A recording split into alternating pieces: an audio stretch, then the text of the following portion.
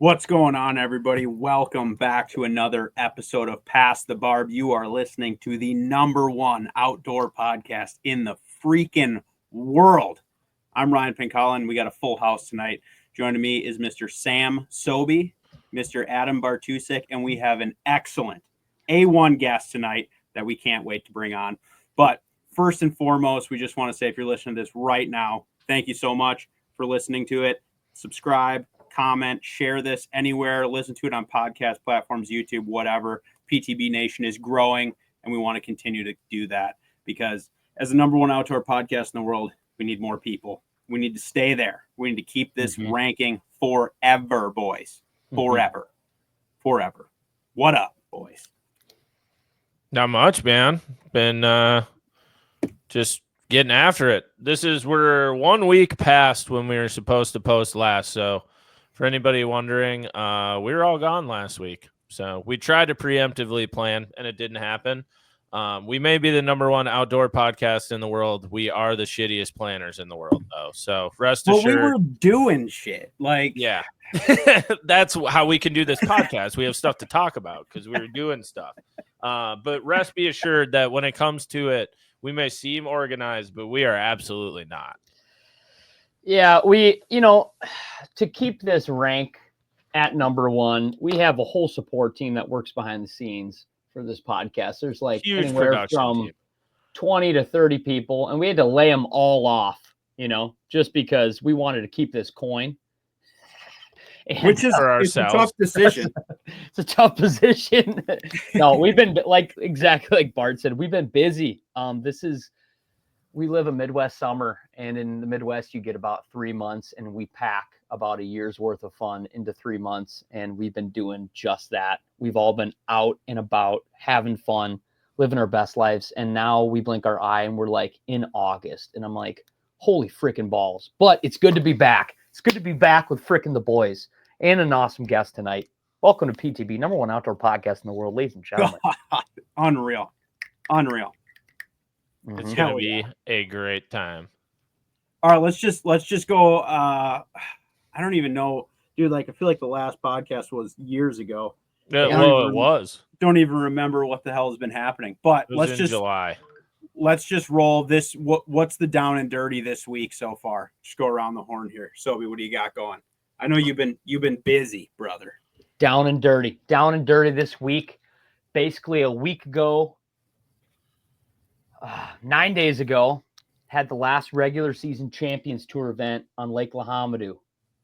Boom.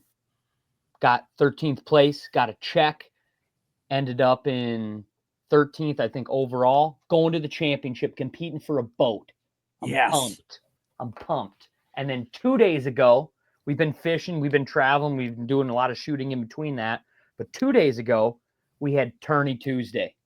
And out of retirement, it ain't Brock, it ain't Ryan, it ain't Connor, it ain't anybody underneath the sun. Out of retirement comes Steph the Great. To fish on some waters that were near and dear to our heart. And Steph went from last year fishing every single Tuesday nighter to this year she hasn't fished one yet. And she goes, I'm fishing this week. And I go, okay. Yup. Bring the smoke. I want to say maybe 10 to 15 years ago, Steph sat on a horseshoe and it's never left her. She's good at freaking everything, dude. She's good at foosball, air hockey, basketball, football, all ball sports, and fishing is no different. She comes out of retirement, boom, gets the dub, drops 19 pounds, spanks some locals' booties, and yeah, she caught a freaking 5-pounder. Like in the first 10 minutes. I'm like, are you kidding me? We don't catch 5-pounders in Tourney Tuesday. And she's like, nah. Ding. Nah, she's like, nah, that'll work. That's a quick 5 for the well. Getting the boxer going to the show. So she's like, big side only. Let's go. Yeah. Don't put a call tag on him. No worries. Don't even touch it. So yeah, it's been fun. We've been fishing up a storm, and freaking Steph and I won first in Big Bass 2 nights ago, and it was freaking electric, dude. It was so cool. Steph's a beast. Shit. You guys needed her. Now you're tied for the lead in points, right? Yes. I think so, dude. We went from having like a strong third place, like finish, like top 5 go to the championship. And we were like strong, like no doubt we got third place of the year. Top number 1 and 2 teams took an absolute dump and we won. And they all come up there like, we did the math. You're tied for first now. I'm like, did the math. I'm like, no shit. Like, that's crazy. And Steph's like, yeah. I'm like, damn. Dude, we do have like the team of teams rolling though. We do. For anybody that doesn't know, we do Tourney Tuesday. It goes down on my YouTube channel, the Sobi YouTube channel. But this year we did a combined team where Ryan and myself are on a team. But basically, we've subbed it out every week, every other week, and Ryan and I will come together for the ship. So, and we are locked into the ship. Yeah, we're locked in. Yep, we're doing the ship. But there's one. Is that when we get to see the Barbie pole? No way. That's weird. Suddenly it got intense, and now Sobi can't fit it into his schedule. Not that one. That one means so much. But we do. There is one regular season event left still. So, yeah, we'll bring it home. I will say, as far as the Barbie pole goes, Bart and his fleet of employees are bringing the heat on me. Heavy. I just got done with this Champions Tour Lahamadu tournament, and because of, I'm trying to film the tournament and fish in the tournament, and I don't know if it's against the rules, but I know I don't have to go over that barrier if I just source it here. Bart and his media team filmed the Champions Tour, and they get awesome drone footage, and I love to source their drone footage. I've been giving Sobi drone footage for 3 years. Yes, and it's awesome, and it's so good, and like, he is an employee now called Boots. And I texted Boots like, hey man, like I'm kind of like I've got like 13 hours on my timeline and I'm trying to just like cut up this Lahamadu tournament while I'm just mid shit show of a life. And I'm like, oh man, I really need that drone footage. Text Bart's buddy Boots, who shoots a lot of the drone footage in the media, and I'm like, yep, I should just bring it up. I'll bring it up. You'll be so proud of Boots, Pink. Oh man. We'll see. And I don't. Because he texted me and he said, what do you think? And I said, you do what you feel is right. Yeah. Hey, Boots, if you're twerking on the computer the next day or two and get a moment, would you mind putting a couple drone clips from Lahamadu in the folder for me? I would appreciate the help. I really do appreciate it. Immediate text back. Still waiting on that Snoopy pole derb to be posted. I sent a bunch of laughy faces. And then he said, can't do anything until the deal is done. And I was like, whoa. Well, as of now, Sobi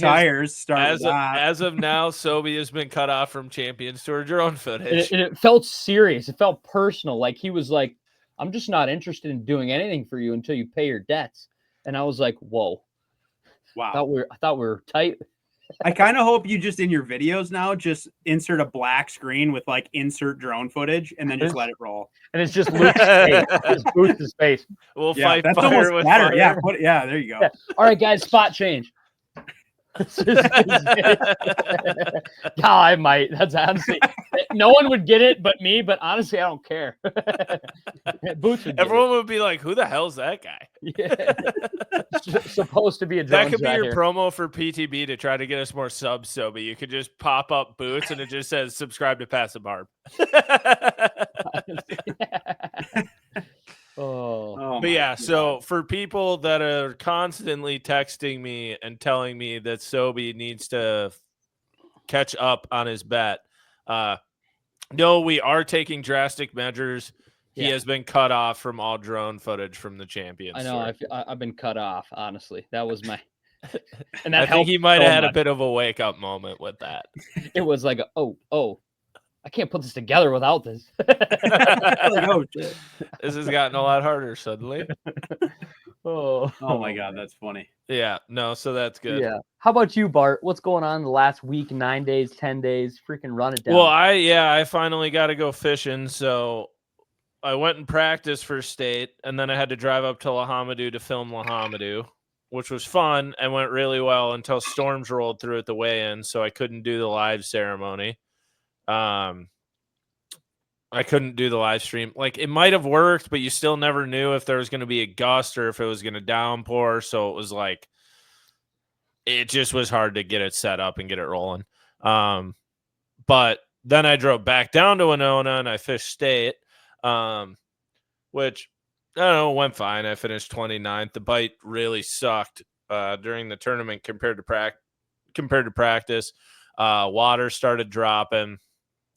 Would have been Monday night. So all the fish started moving.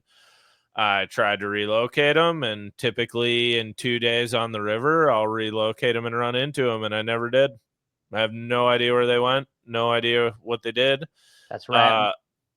And I was just running around trying to run into a random 3-pounder so that I could just make it to the next day, because I knew how bad the weights were, and I was just trying to get another half to a pound and a quarter to make it to the final day, which that's about what I needed, was just catch another 3-pounder. All these other people who made the final day caught a random 4 in the first few days. I never did. My biggest fish I weighed was a 3.11.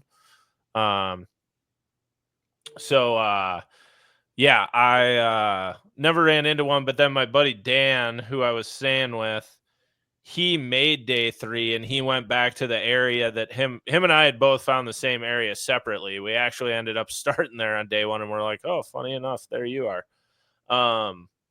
But they were gone, so it didn't matter. Well, he went back there on day 3 and they had kept dropping the water, but they hurried the current up again. So the current got right in that area again. Yeah. And he weighed 16 3/4, almost 17. And he's like, yeah, they all showed back up. And I was like, God, fuck. Because I'm like, I looked shallow, I looked deep, I looked different seams, I looked cut bank, I looked everywhere, and I have no idea where those things went. But yeah, current got right, they showed right back up. So that was do you ever go back and forth where you're like, you kind of wish you lived right there and you could fish river every day because you'd like never get bored, but at the same token, do you ever feel like it'd probably take a mental toll on you where you're like, yeah, I'm on them. And then like, you could know the river so well and be like, I'm not on them. Well, I like the problem with the river is you would get overly obsessive about it. Yeah. Like that's how the guys that live down there are. Yeah, I would be too. And it's because it's also a thing where you say like, you want to go there and learn it, but like, dude, it's different every day. Yeah, there's such a. That's kind of what's badass about it, though, too. There's 100 different bingo cards you can pull of different situations that show up every week based on like dropping water, slowing current. Oh, they shut the rollers overnight. Now there's no current. Like that was day 2. Like day one, I showed up to my spot and I was like, do not throw up in the slop. I mean, B-Rock will be listening to this right now and he's going to be like, yeah, he's preaching to the choir. Me and B-Rock, we frogged this whole area, dude. Whole area. 0 bites. Damn. And I was like, there's gotta be bass around. Like, there's no way there's not bass around here. And I went over to one like steep cut bank with a current seam on it. And I flipped in like 2.5. And I was like, oh shit, this is what they're on. So then I told Brock, I'm like, we got to rerun this stuff, man. And we ran back through, and then it was like 2.5, 3, 2.5, 2.5. And I was like, okay, this is what they're doing. And then the water was so clear in the area, and it was sunny and calm. We looked down as we were drifting down the seam to go check a different one. And it was like bass, bass, bass, bass, bass, bass, bass, bass. Like you could just see it. It was really cool because you could see him sitting in it. So when I pulled up on day 1, I was like, do not throw a frog. I know my co-angler is going to throw a frog because it looks so froggy next to me. They're not in it. Yeah. And I just had that dead set in my mind. And I got there, and my co-angler got blown up on his first 5 casts, and they were all monsters. And I had flipped into my seam, caught a 2.5, went back to go flip in, and that's when he started getting blown up and losing fish. He was an awesome guy. We had a great time, but he was throwing a frog on a spinning rod, which is why we didn't get him out, unfortunately. So by like the 7th blow up on this spot, I'm like rifling through my rod locker trying to get a frog out because I'm like, I don't know why the water dropped and they decided to move up. Like that is ass backwards. They never do that. But they did. So they all went into this slop pocket. by the time I get my frog out, I throw up, I get blown up once. He doesn't eat it. I throw back and they never blow up again. Damn. And there was like 11 blowups in like 10 minutes. It was crazy. Like they were all charged up right away in the morning. And then you lose a bunch of them and the Mac gets ripped up and they just shut down. And I was like, damn, that sucks. So then day 2, I was like, I'm going to be smart. I rigged up 3 frogs, a buzz bait, and like a bunch of stuff. And I'm like, they moved up overnight. I'm going to go throw it in there right away in the morning. Pull up right away in the morning, catch one on a frog. I'm like, hell yeah, here we go. Yeah. Co-angler proceeds to catch 3 dogfish, which those were not there the day before. And then I'm like, oh, maybe they moved back out. Fish the seam. Nope, they're all gone. And I go, I don't understand this at all. I just left. I was like, I have no idea, man. I don't know where they went. No clue. The place is it's just so humbling to be a local there. You've probably had just like the absolute best days of your life and the absolute like I don't know how to. Well, like I was telling Brock in practice, what I love and I hate about the river is, so when you're first fishing out there and starting practice, there's so much dead water that it feels like there's bass nowhere. Yeah. For like 8 hours, and then all of a sudden you'll run into something. If you keep trying different stuff, you'll run into one thing, and then you'll catch one, and you're like, oh, and then you like catch another one. And you're like, okay. And then you run to a different spot that looks like it and you catch one and you're like, oh, this is what they're doing. And then you just get to run around and go catch them. But until you stumble into that pattern, you don't know. It is so hard to get a bite. Damn. So that's what I love about it. It's one of the fishiest places that at times feels like it has 0 fish. That's so the truth. But yeah, so I went and did that. Got back home. Had my birthday, just hung out, went golfing, did a couple things, and then I don't know. I went out fun fishing yesterday. That was fun. Other than that, just been getting out fishing a little bit more now. So, how'd you golf? Decent. I don't know. Fine. Nice. Yeah, it was just nice to get out. Took Alyssa out. It was her first round. Well, we played 9 holes, but still first round. So that was fun. And yeah, just nice. It was nice getting out and enjoying summer. I feel like I was inside all of July. So now like my goal is to like get out fishing a couple times a week for the remainder of the niceness because it's going to be October and I'm going to hate myself soon. I know. Not really. It's just I'm going to be like, man, I had this nice boat and I didn't go fishing at all. Yeah. And it's just like it goes fast. It goes so fast. It goes so fast. But yeah, really, that's all I've been up to, man. And like as crazy as it sounds, like my like sports, like this is a dead time of year for podcasts for me normally, other than fishing podcasts. But like all my college football podcasts are starting to fire back up and all that. And yeah, so I like started listening to some football previews, and I was like, oh damn, it's almost fall. And I was like, holy shit, that's kind of scary. Yeah. How about you, Rye? Dude, so I guess 2 weeks ago we had Tourney Tuesday. Yeah. So the one before you and Steph got the dub, and Fish with Buddy B-Rock. And dude, it was stingy, dude. We had and we were so like dead set on we have to do good in this one, you know? Yeah. And we went down, we went down and practiced 2 days in a row, and we got lightning stormed off the lake both days. like after work rip, right? Like get home, hook the boat up, drive there for like no fishing. Like I think the first day we went there, and like Brock was like, dude, like did you look at the radar? I was like, yeah, dude, it's gonna miss for sure, dude. Like I checked it like 10 times. And like we got to the lake, we fished for like 20 minutes, and we're like looking around, we're like, yeah, it's like it's calming, dude. Yeah, like it's a storm. And it was like Sketchville, dude. Like there was so much lightning, and we're like, yeah, we should probably leave, like, you know. And it was funny that first day we're like running across, and it's not a big lake, you know. Yeah. We're running across there, and there's like these 2 people in a canoe, like trying to get off at the same time. And I was kind of like, should we like no, like what are we gonna do? Nah. And so we got up. We fished for like maybe an hour and a half the first day, and I think we had gotten like maybe I don't even know if we caught a bass. Or we went around and we did right at the end. We ran back to the ramp and there was like 2 boats waiting to get off. And we just fished a little around right in front of the ramp. And I think Brock caught like 1 or 2 bass and I had 1 bite. And we're just like, okay, that's something. We're like, we'll come back tomorrow. And we did. And we actually ended up finding some stuff in the hour and a half we got to fish the second day. How are they eating? Dude, kind of like Brock was catching some flipping, like thick grass, like really thick. And, but I was getting a lot of bites on a frog, like a lot of bites. That's so inside sick. Weed edge, You're dirt shallow, dude. Dirt shallow. Like I was surprised that they were like that shallow.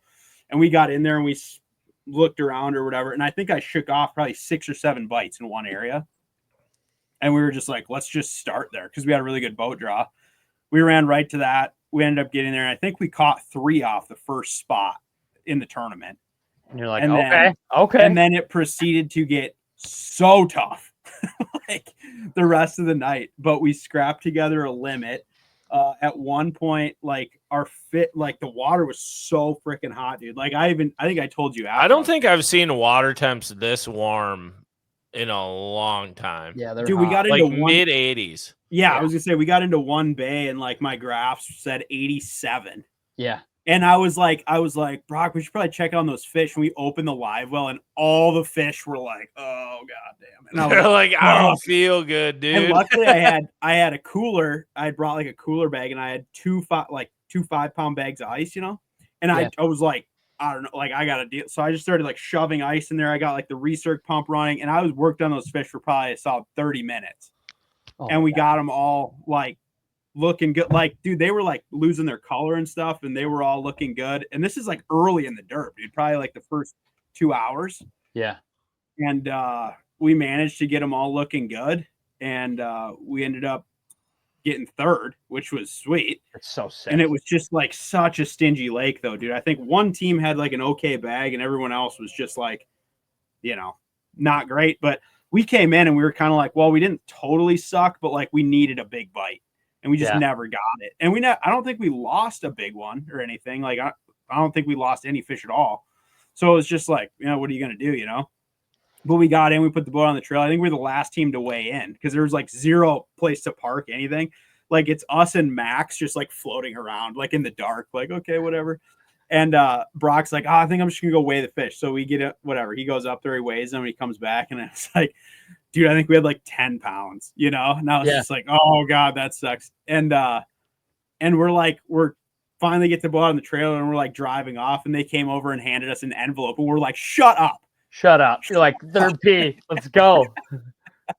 So yeah, that was a good one. Cause I thought that was going to be like a major struggle for us, and we ended up pulling it off. So that was cool. But no, I'm pumped for the last one, dude. Me and Condog going to go out there and try to. You guys have history out there too. Like you can just repeat it, dude. I know. So hopefully I'll get a chance to go and poke around out there a little bit, but we're locking in, dude. We're going to find them. I know it. You're going to find them. There's hogs out there. Yep. Dude, yep. I got to tell you this. This is funny. Right. Like, so you talking about that previous Tourney Tuesday, you said there was a pretty funny guy there that was talking about losing his favorite jig. I think I ran into this guy on Tuesday. Steph and I pull into the access.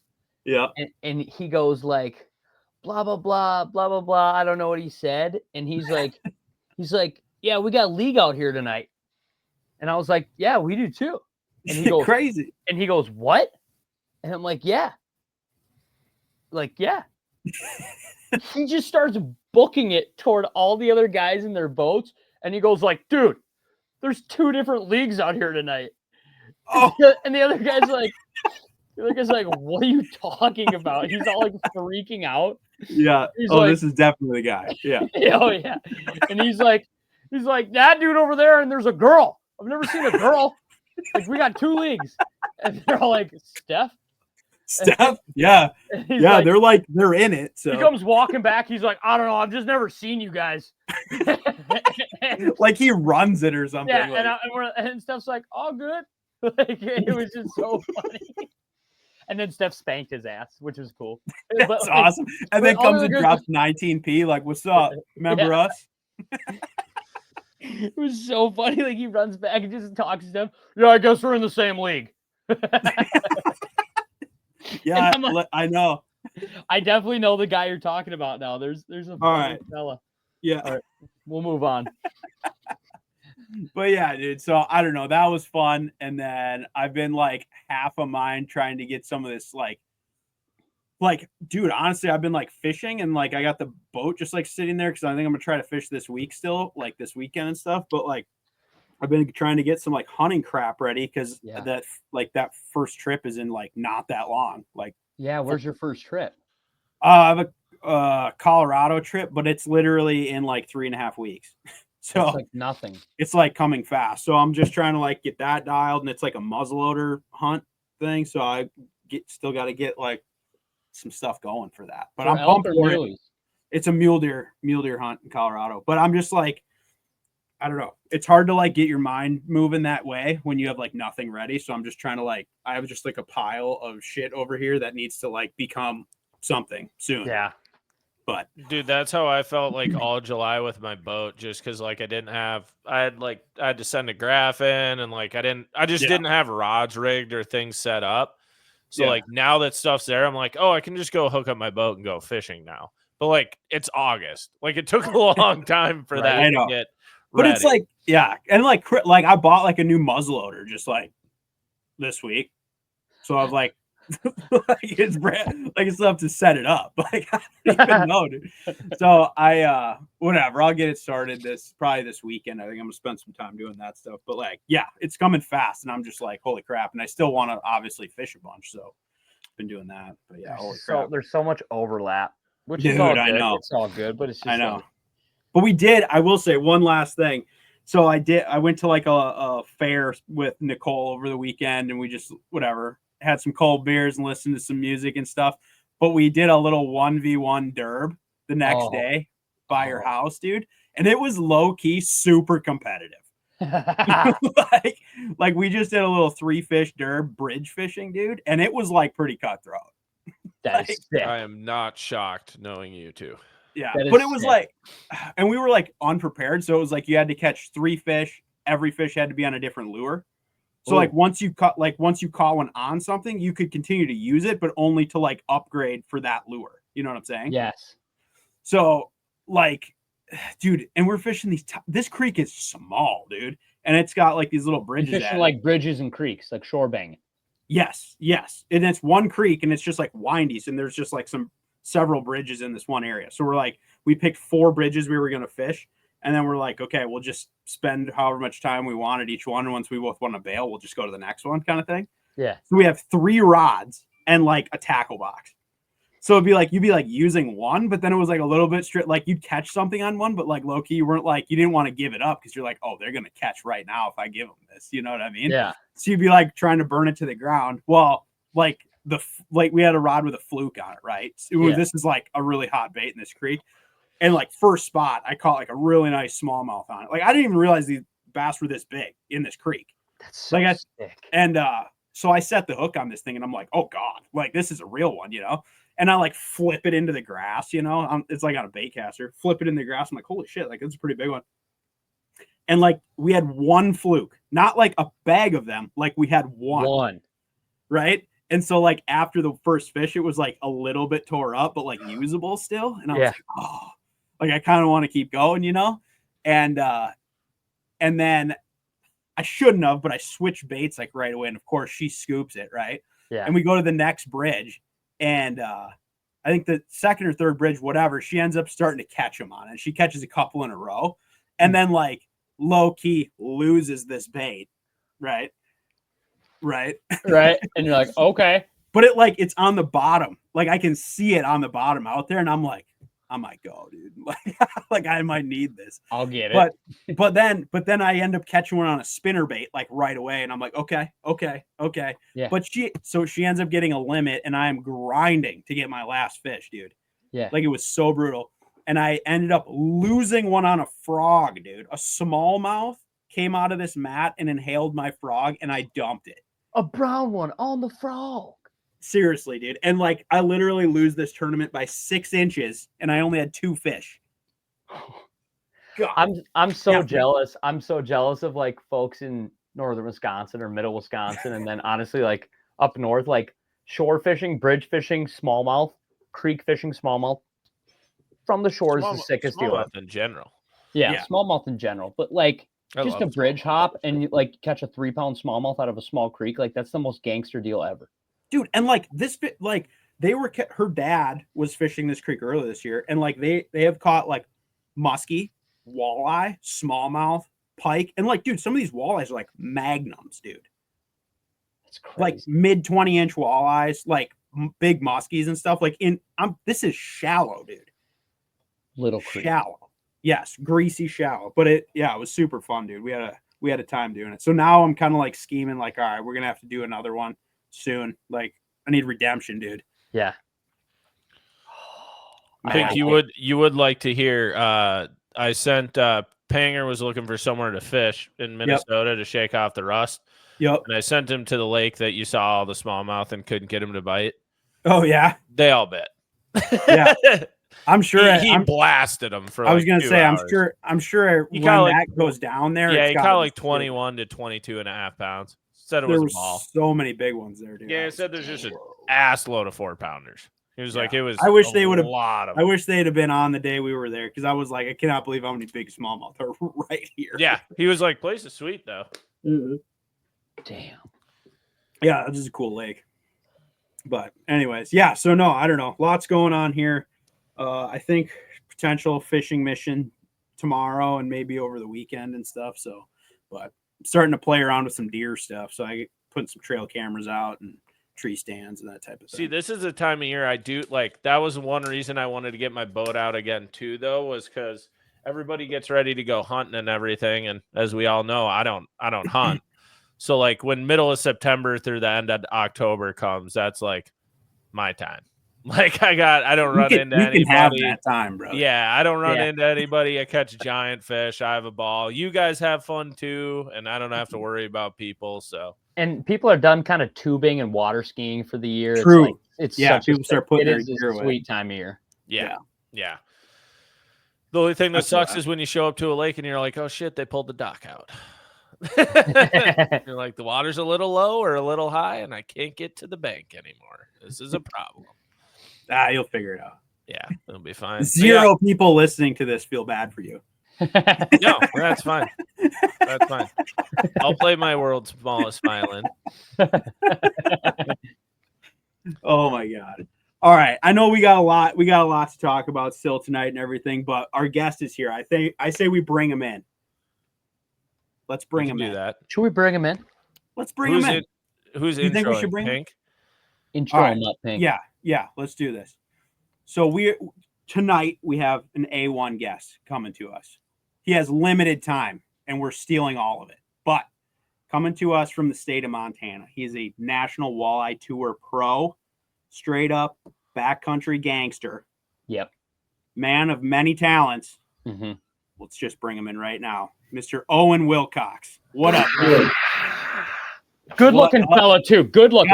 Did we not mention he's a good looking leveled dude? Up right now. Great hair.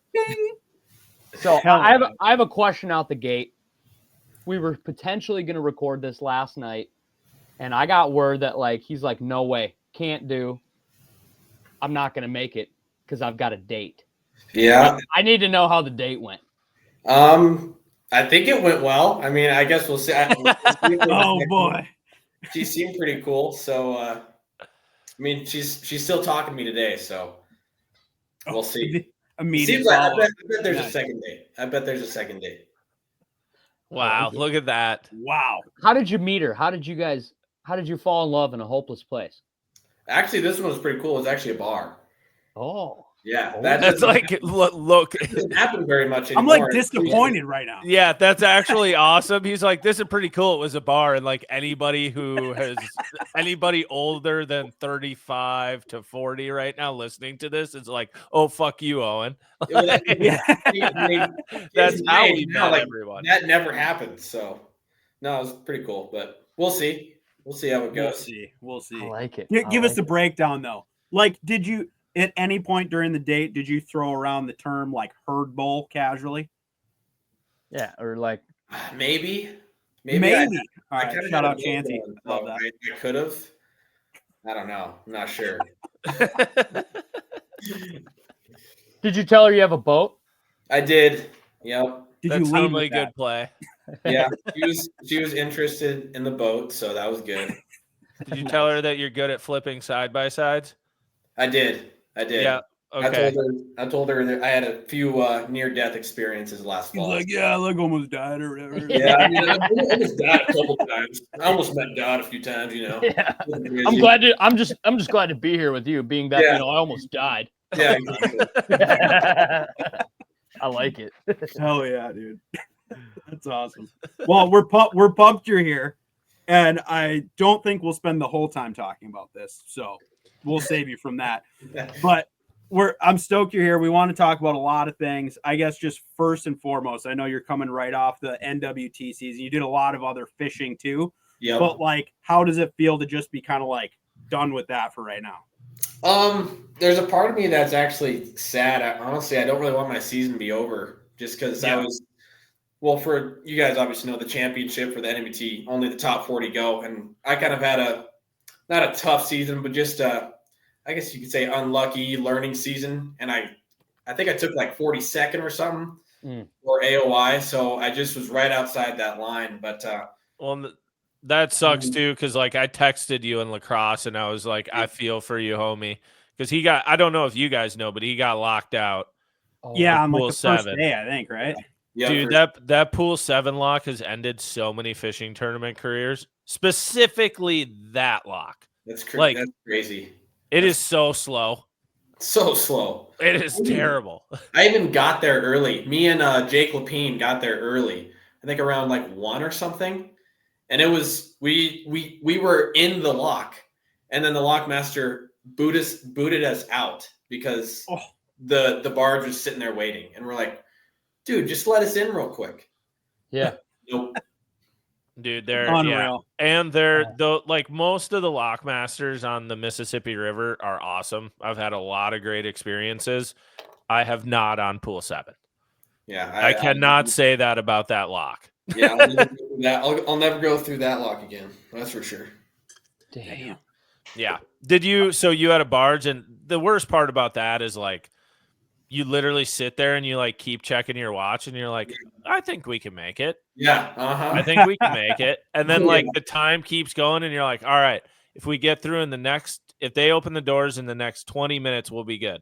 Yeah. And then it gets to 10 minutes, and you're like, okay, the next 10 minutes. And then it gets to 0 minutes, and you're like, well, if I push it, I could probably. Yeah. And you like try to talk yourself back into it. Yep, exactly. I was talking myself into that. I was still able to make it the entire time. Then that final clock hit. I'm like, yeah, this ain't good. Damn, that's the worst. So you didn't. Did you just have a 0 on day 1? You didn't even get in late or anything? No, I just had a total 0. It was if you're. I think it's.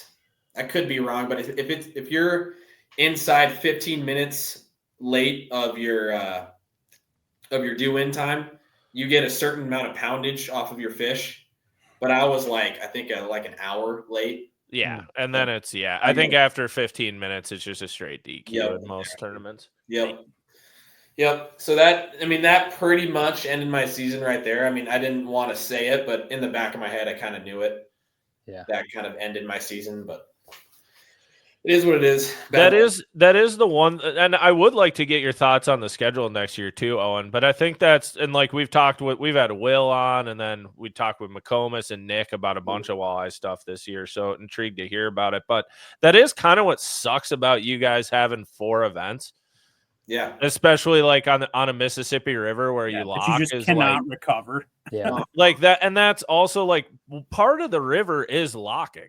Like that's part of the game. Like that's part of the game, but like, okay, you can get penalized for one event and kind of have your year, but like to have the whole year taken away, it's like to really have a 5th event would help that a lot 100%. Compared to just destroying. You have 2 days at each place, so that's 8 tournament days. You take away one of those days, that's a nightmare, and like that's nothing you can like you can kind of control it, but you kind of can't at the same time. Like, if it were my way, we'd have 10 of them a year. I mean, with only 4 qualifiers, you pretty much can't mess up, really.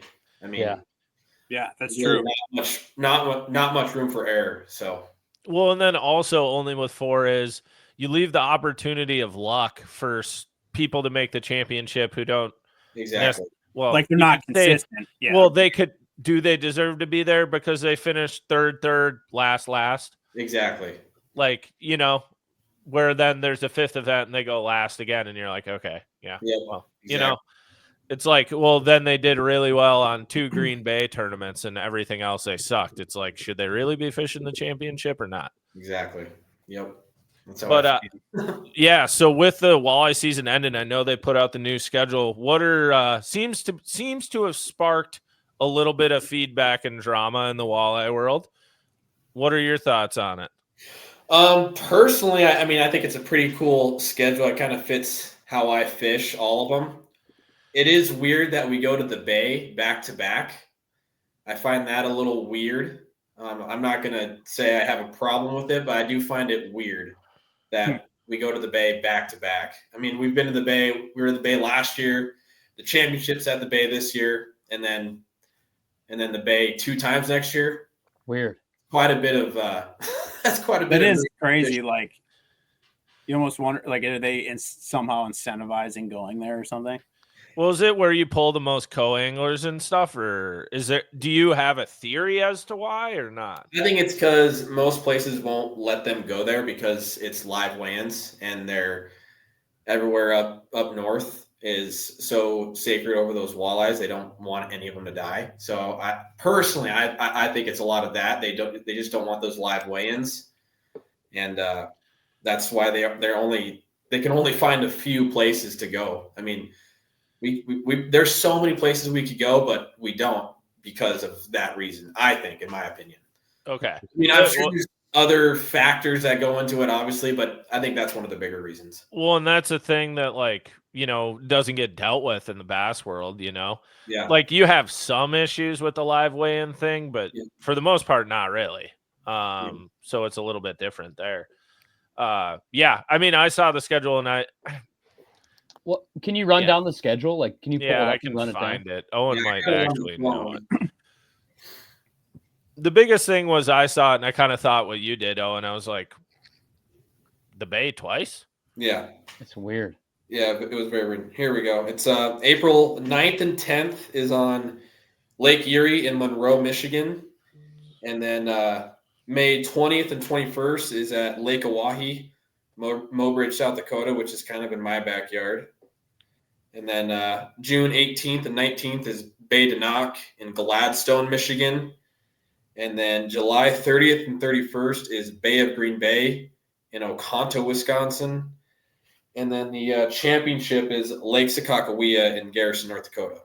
So, I mean, it's a pretty cool schedule, but it's a little wonky. Yeah.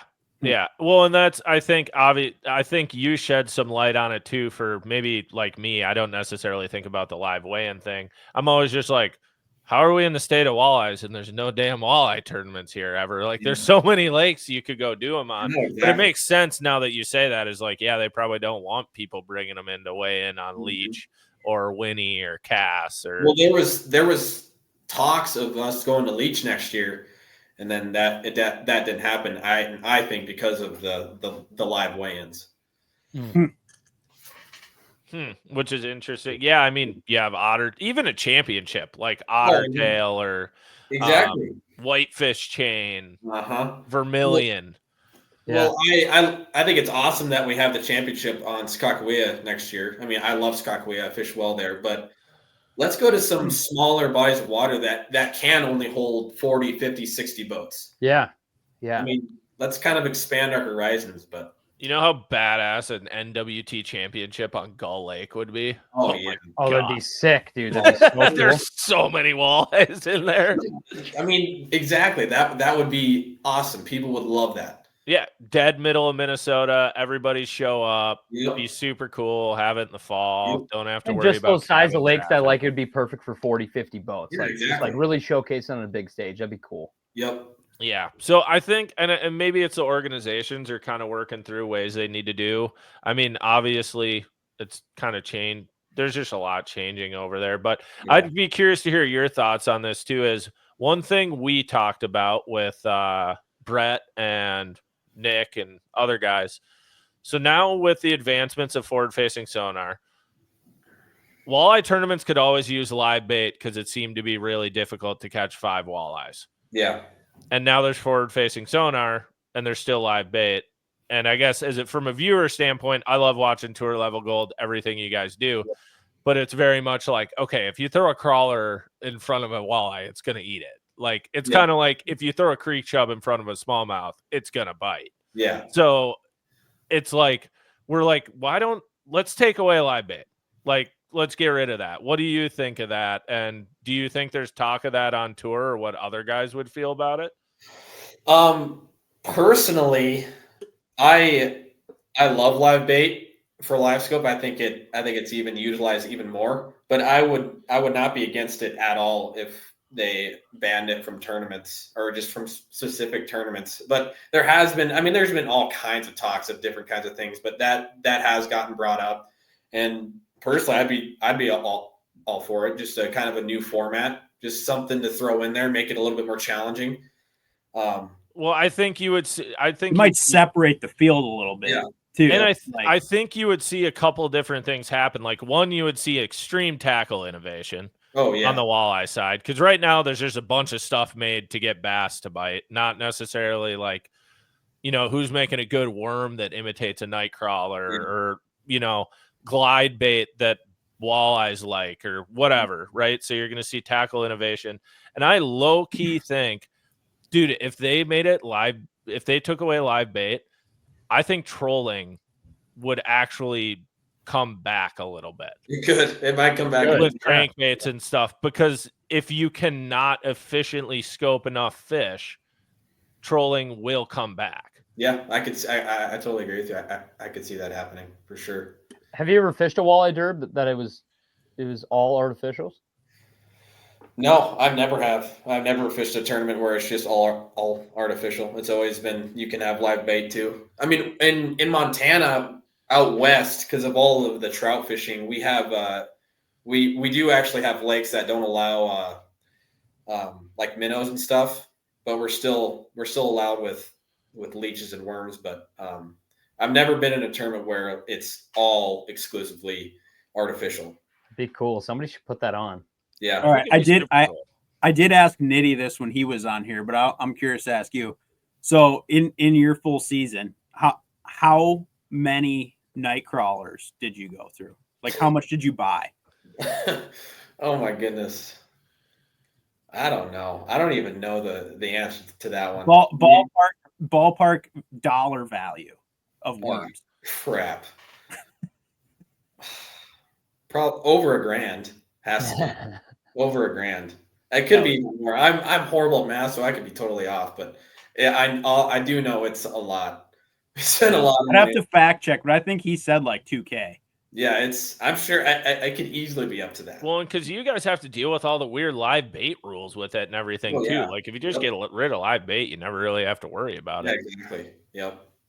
Then you just get people yelling at you if you have too many baits on your Alabama rig. Yeah, exactly. Alabama rigging walleyes is a blast. I have ran into that before on Pekegama. One day they were absolutely obliterating them. Tap into that. So I guess outside of NWT, I know you fished some other tournaments, especially in Montana this year, that went pretty damn good. Yeah. How was the fishing season there on kind of your local derby circuit? Montana was actually pretty on fire. Pretty much all season.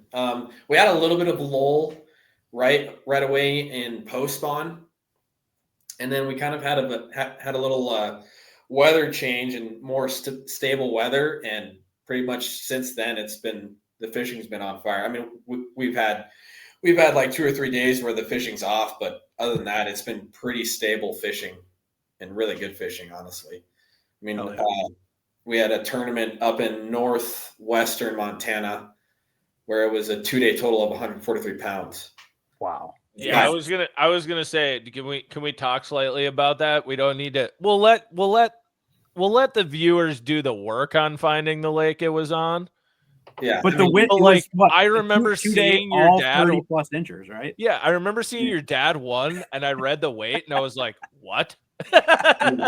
Yeah, it was. I think his smallest fish in there was like 31 and a quarter. What? For over 2 days. Sobi, they weighed. It was 10. It's 10 fish. They had a 14-pound average. Yeah. Yep. You needed to catch Holy them. balls. Yeah. Yeah. And didn't they have like what was the They had a biggest fish? Like a 34 and a 33, half? 34 incher? The biggest was 34 and 3/4, I think. Jesus I Christ. think. And there was like 4 or 5 34 inchers caught over 2 days. Yeah. And those Bob are her what, like down. because those were also catch photo release Yep. tournaments. So like people are like, oh, they didn't actually weigh that. The funny part is they actually weighed more. Yeah, they because of how probably- round they were. They were weighed right around that. They were not skinny fish at all. They were my dad caught one and they weighed it and it weighed just under 16 pounds and it was only 32. So that 34 was probably around 17, 18 pounds. I'm not sure. The one my dad caught, they did catch one that was like one of those old dinosaurs that have been living for like 50 years. But one of the guys that caught one and they weighed it and they said it was like 16 and a half, something like that. So I'm sure in the spring it's 18, 19 pounds. Well, what's the state record for Montana? 18 pounds, 2 ounces. Is there a length? 30. Actually, one of my buddies, he's actually my outfitter. I guide for him. He caught it. It was 32 and a half, 32 and a quarter. Just huge. Yeah. Just absolute. Just rock. big. It was just a spawner. balloon. Yeah, it looked like there was something wrong with it. How big? Because you caught one mega big one maybe last year, the year before. Yeah, I caught a 32 and a half, 17 pound in 2021, I think. Oh, You know, yeah, I remember seeing that picture. I was like, this doesn't even look real, dude. Like, it it's did. insane. Yeah. I thought when I had it in the bottom of the boat, I'm like, I just caught the state record. So is there a reason? I suppose NWT can't go out there because Montana won't do live weigh-ins either. No live weigh-ins. And we have like slot limits, or not slot, but slot dates. We only have a certain amount of tournaments we can have a year, like total. And pretty much all of those slot dates are filled by bass tournaments, which aren't very big in Montana. Yeah, there's like 15 boats there. Not even. We'll get like 5-6 boats a tournament. Yeah. So they're all filled by those guys. So yeah, Wow. it'd be super, super tough to get an NWT over here. But God, it would be incredible. It would be incredible. Yeah, They will, wow. dude. Someday it'll be probably like a catch photo release type of format, maybe on an NWT level or just something just under, and it's gonna like show off. Oh yeah, I hope so. I hope they go to that. I really do. That'd be able to make us go. Is that what you guys are hoping? Like on the NWT side, do people want to see it just go to catch photo release, or do people still like the live weigh-ins? There's a lot of guys that love the live weigh-ins, but I mean, I love the live weigh-ins too. But I'm getting tired of going to the same places. I want to go to new places, and with a photo tournament, we could go to way more places. Yeah. Oh, for sure. Like the opportunities open. And I think it's so interesting how different the walleye view on catch photo tournaments are compared to the bass view. Yeah. Like very few guys want to do catch photo release on a length or whatever. They're like, oh, everybody's cheating. Mm-hmm. And it's like, dude, this has been like very much worked out in the walleye and kayak and everything world. It's definitely gaining popularity for sure. And like it's more legit, I think, now with like the amount of stuff required to like submit fish in these type of tournaments. Yeah. Like the photos, the videos, the whole thing. So well, yeah, technology's caught up with phones and everything now. Like it's super easy. And then if you don't get a good photo, it's DQ'd. Yep. Exactly. Right. And then it's just like it is what it is. But everybody's at least playing by the same rules, you know? Exactly. Yeah. I enjoy the photo tournaments. That's how all of the Montana tournaments are here, and I enjoy them. Do you think if they went to that, like I know a lot of the like NWT tournaments, it's like because you're bringing these fish in and stuff, like you might have you have to catch overs and then you got like your smaller fish too. Do you think they would go to where you could catch all big ones if they did that? God, I don't know. You know what I'm saying? Yeah, because I know that's like a big aspect of the walleye 100% tournament. it is, and I'm not sure if they would just go to your best 5 all the time, or if they would still abide by the lake's regulations. I'm not exactly sure what they do. Yeah. It could be either or, honestly. That is one. How do you feel about the whole weird slot limits? Because as a viewer, I would say, I think it's awesome watching guys like be like, okay, I need to catch the biggest small fish. Like it's very intriguing. It is cool. It is interesting. I think it's super interesting. I love slot tournaments. I think I enjoy more than just catching your best 5, honestly. I mean, like I love going to South Dakota because South Dakota is 2 over 20 and 3 under 20. That means I only have to catch 2 fish over 20 inches. Easy. I mean, not easy, but you know what I'm saying. Compared to like I got to catch 5. Exactly. It makes life way less harder. And I enjoy trying to figure out those smaller fish. It's always a different bite, usually. It's interesting. Dang. Super. It's definitely like an interesting like concept. Could you imagine, Sobi, if like Tuesday nighters, you could only have like 2 over like 17 inches? It would just, just like Owen said, it's a whole different dynamic. It's like gamesmanship with it, you know? Yeah. Dang. No, I love slots. I enjoy them. Yeah, I think there's a lot of cool things coming to professional walleye fishing. So, I know there's a lot changing right now, but I think what you guys got going for, and I think we can even ask you about too. I think Tour Level Gold has done so much for the walleye industry in general. It is absolutely 100%. done so much. Oh yeah, it's filmed so well. Yeah. And it's crazy the amount of people have come up to me and just be like, that show is amazing. I love watching all you guys. It's pretty cool how far it's reached. Yeah. So how did that all start? Because like obviously, speaking for myself, and I think a lot of us here, that's our first introduction, I think, to Owen Wilcox was episode 1, Tour Level Gold 3 years ago. Yeah. I think for a lot of people, Yeah. because you were 19 at the 18. time, 18 at the time. Yeah. Senior in high school. Yep. I almost missed my grad party because I was at Winnebago. We had to haul ass back to Montana to make it to my grad party in time. Oh, okay, so how did that all start? Did Hoyer just be like, I want to do this, and then called? Like, give us some backstory of how did this start? So it actually started out with Max. Max came up with the idea, and it actually began with it was just going to follow him, and then it kind of turned into let's follow a few other guys, and then Dewey's name got brought up, John's name got brought up, and my name got brought up because we take John out hunting every year. He comes out to Montana and hunts with us. And I guide John every year, so John just kind of brought up my name, and the rest is kind of history. Brought up my name. I was sitting in my room one day, and I just got a call from God, I can't remember his name. I feel bad, but he's the head guy at Aqua Traction. He's like, hey, you want to be on this on the show we're making? I'm like, yeah, hell yeah, I do. You're like, yeah. Yeah. And that's pretty much how it started. And then I didn't realize it was going to grow like this. It's pretty crazy. Yeah, no, it's been crazy. And I think too, like, what you guys do so great with it that I like compared to like even the Elite Series videos or anything going on is like it follows a group of you, and you don't all necessarily stay together or work together or whatever. It's like all separate.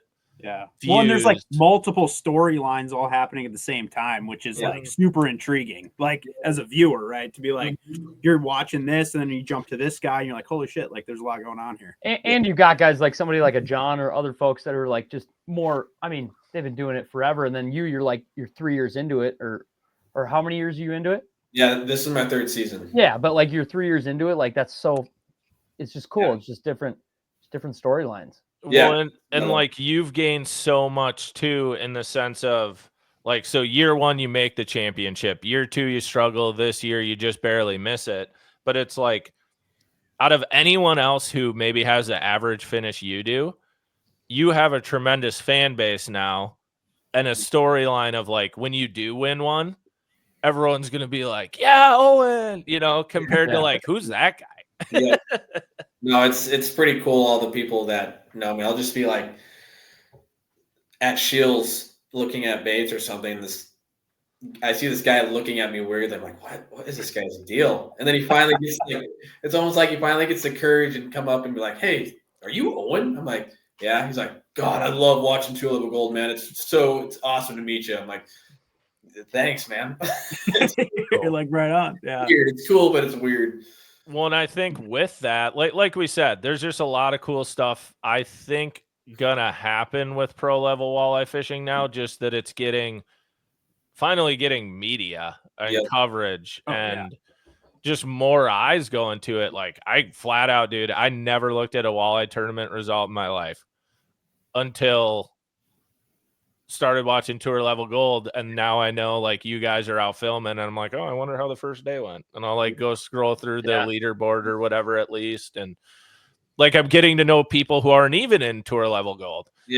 Like, I don't know Isaac Lakich, but like I saw him win, and I was like, oh yeah, I remember seeing him up top all the time. That's cool. But low-key, people just love walleyes, so it's like I think it just has a natural like attraction to it for sure. Walleye definitely getting way more popular. Hell yeah. Is there more young guys starting to show up and everything? Yeah, there is. There's a few other young guys on tour this year, and actually, I know of a few other younger kids that are coming on tour next year. So it's pretty cool. We're finally getting a younger generation coming in, which is good, which is really good. Yeah, because it felt like, the pro walleye side for a long time, it was like, all right, we're getting old. And there's nobody coming on the back end. They're all going bass fishing. Yep, exactly. It's getting a little worrisome, but no, I think we got a big horizon coming. So before we jump into some hunting stuff and like more to your story than just walleye fishing, I got to know like who got you into walleye fishing and how did you get into it like competitively? And when did you first start fishing tournaments? Like everything. I want the whole backstory. It's actually me and my dad actually got into it pretty much at the same time. I mean, I grew up trout fishing, obviously from Montana. If I did any sort of warm water fishing, it was catfishing on the Yellowstone out east, like in Forsyth, Miles City area. But we actually started out ice fishing just because we didn't have enough money to buy a boat or anything like that. And you can put out 842 tip-ups? Oh, yeah. Per guy. Exactly.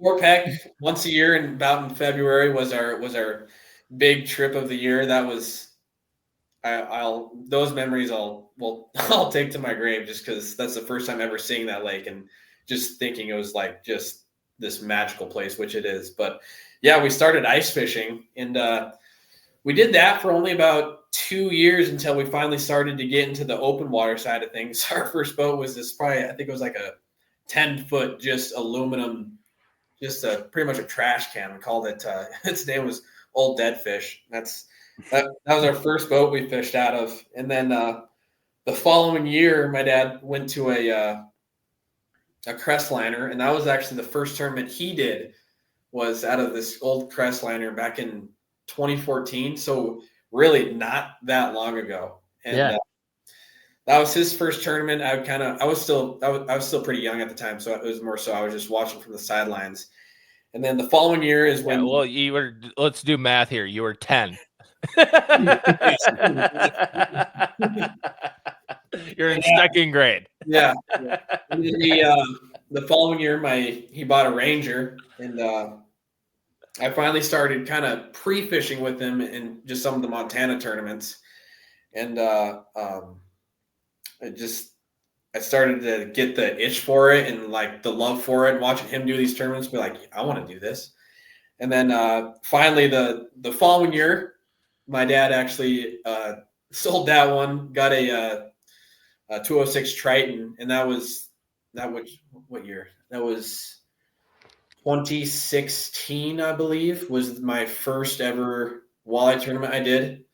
I did it with actually a lady. Her name's Wendy Ross. It's pretty funny. Her partner backed out, and we were just over at their house having a barbecue. And she's like, "Oh, do you want to do a tournament with me?" I'm like, "Yeah, let's do it." Yeah.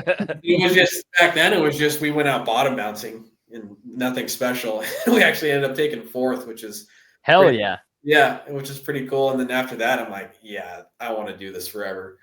And since then, I kind of been doing tournaments with just a bunch of different people, a few with my dad, and then me and my buddy Zeke Gordon. We started fishing the whole Montana circuit together back in 2019, and that's when we got pretty really serious about it. And that's when I started to think about I think I want to try and do this for a living, and kind of just fast forward to 2023, and that's when I decided to make the jump to the pro side.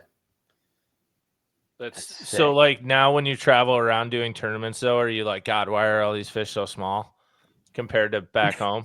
I mean, yeah, I look at these fish as big as back home, but I don't mind it at all. I don't mind going to place. It kind of sours you a little bit because when you're on Fort Peck and you catch a 28, you're like, oh, dang it, it's not a 30-incher. But then you get to go somewhere out east and you catch a 24 or 25 and you're like, oh, hell yeah, that's a good fish. So I enjoy it. It makes you appreciate your home a little bit more. Exactly. Yep. What does your old man think of all that? Because he's got to be stoked. Because he's pink Wi-Fi.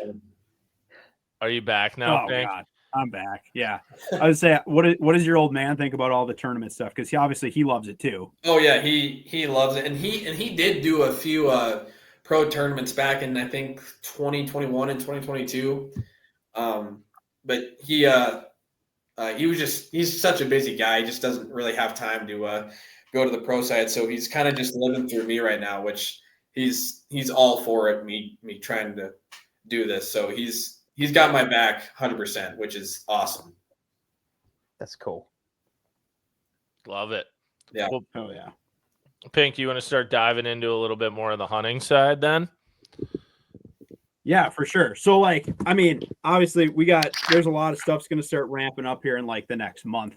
And I'm sure you guys start getting crazy busy too. But I guess for people listening to this, you and I guess your family, right? Kind of operates the biggest outfitting business in Montana, basically, right? Yeah. It's kind of turned into a family business kind of thing. We're just the Montana hunting company. But yeah, we kind of do it all the way from bison all the way down to upland. Pretty much anything you can think of, we guide it. So that's pretty much my full-time gig in the fall is guiding hunting, which I love. And we actually antelope starts this weekend. So hell yeah. Yeah, it's pretty much go time right now. Yeah. And I know you guys operate a lot of guides and stuff, but how many clients do you guys do? I'm not just you yourself, but you guys do a ton of hunts. Oh yeah, I think we have over 30 guides. I want to say. I mean, I could be wrong, but I think that's around what we have. Yeah. I didn't know it was that many. That's crazy. Yeah, it's a lot of guides, and then I think we operate on 10 plus ranches. Yeah, that's badass, dude. Yeah. Yeah, and for people to know, the ranches out by you guys, it's not 100 acres in the Midwest. It's substantial. Yeah, the ranches are yeah, our smallest ranch is 5,000 acres. And then our big one is just under 200,000 acres. So yeah, we're dealing with big landscapes. Yeah, well, and these are premium hunts too. These aren't just over the counter tags and stuff. No, you're taking people on once in a lifetime type stuff. Yep, exactly. Yep. These I mean, and they're not crazy. I mean, they're expensive is what I'm. Yeah. They're not cheap hunts. No. It's you get it all. You get the scenery, you get the camaraderie, and then we even cook for you. So I mean, you get what you buy. It's got to be Yeah. a cool gig for you too, in that sense of like it is very high dollar and like high end hunts, but your clientele has to be, you know, obviously you get some insanely wealthy people or very prominent figures, but then also like it's got to be cool when you get someone who like they definitely saved up their whole life for this week. Oh yeah. And like it's, you know what I mean? They're just a regular person who works a 9 to 5. But I feel They like saved that their adds a whole lot life. of pressure too, right? When Yeah. you got a guy like that where you're like, God, dude, we got to make this happen. You know? Yeah, I've had both ends of the spectrum. I've had guys like you said that have been saving up for this for many years and finally have enough money to do it. And then I've have guys that do this every year, that are just millionaires, and that's kind of daunting just because you're guiding a really high end person. But and then you get those people that are super cool about everything, and if they don't get anything, but you at least get them close to, or at least have a chance at an animal, and they totally understand it. Like, I'm more here just for the experience. And this was amazing. Then every now and then you get some of those kind of sour ones that are kind of, I want to say uptight and are a little annoyed if we don't get anything. And they don't understand what goes into it and how hard it is to kill one of these animals. But I thoroughly love guiding hunting. I mean, I just get to be out in the hills every day, so I can't complain about it. Yeah, you got like a dope memory of like one of the hunts you've been on with maybe whether it's whatever type of clientele with it. I just think in my head, like, it's got to be super rewarding getting someone who's saved their whole life and you're like, oh my God, we did it. Like, oh yeah. Last year I had this old dude. He was awesome guy. I think he was like in his late 70s. And, oh God, he could barely walk, but he was a trooper. He was awesome guy. He actually was like part owner of McDonald's or something like that. Yeah, he was from Idaho, and he got there that afternoon, and we went out that evening, and he had a tag for a buck and a bull elk. And we went out that evening, and I kind of already had this area figured out where this herd of deer was coming down every night, and I saw a few better mule deer in there. And sure enough, we pull up, and I see this one. It was definitely an older buck. He wasn't nothing crazy, but he had a lot of character. He was kind of short horn, but he was super heavy all the way through. And I'm like, hey, here's this guy. You want him? And he like puts the scope on him. He's like, oh yeah, I want him. I'm like, okay, sweet, let's get him.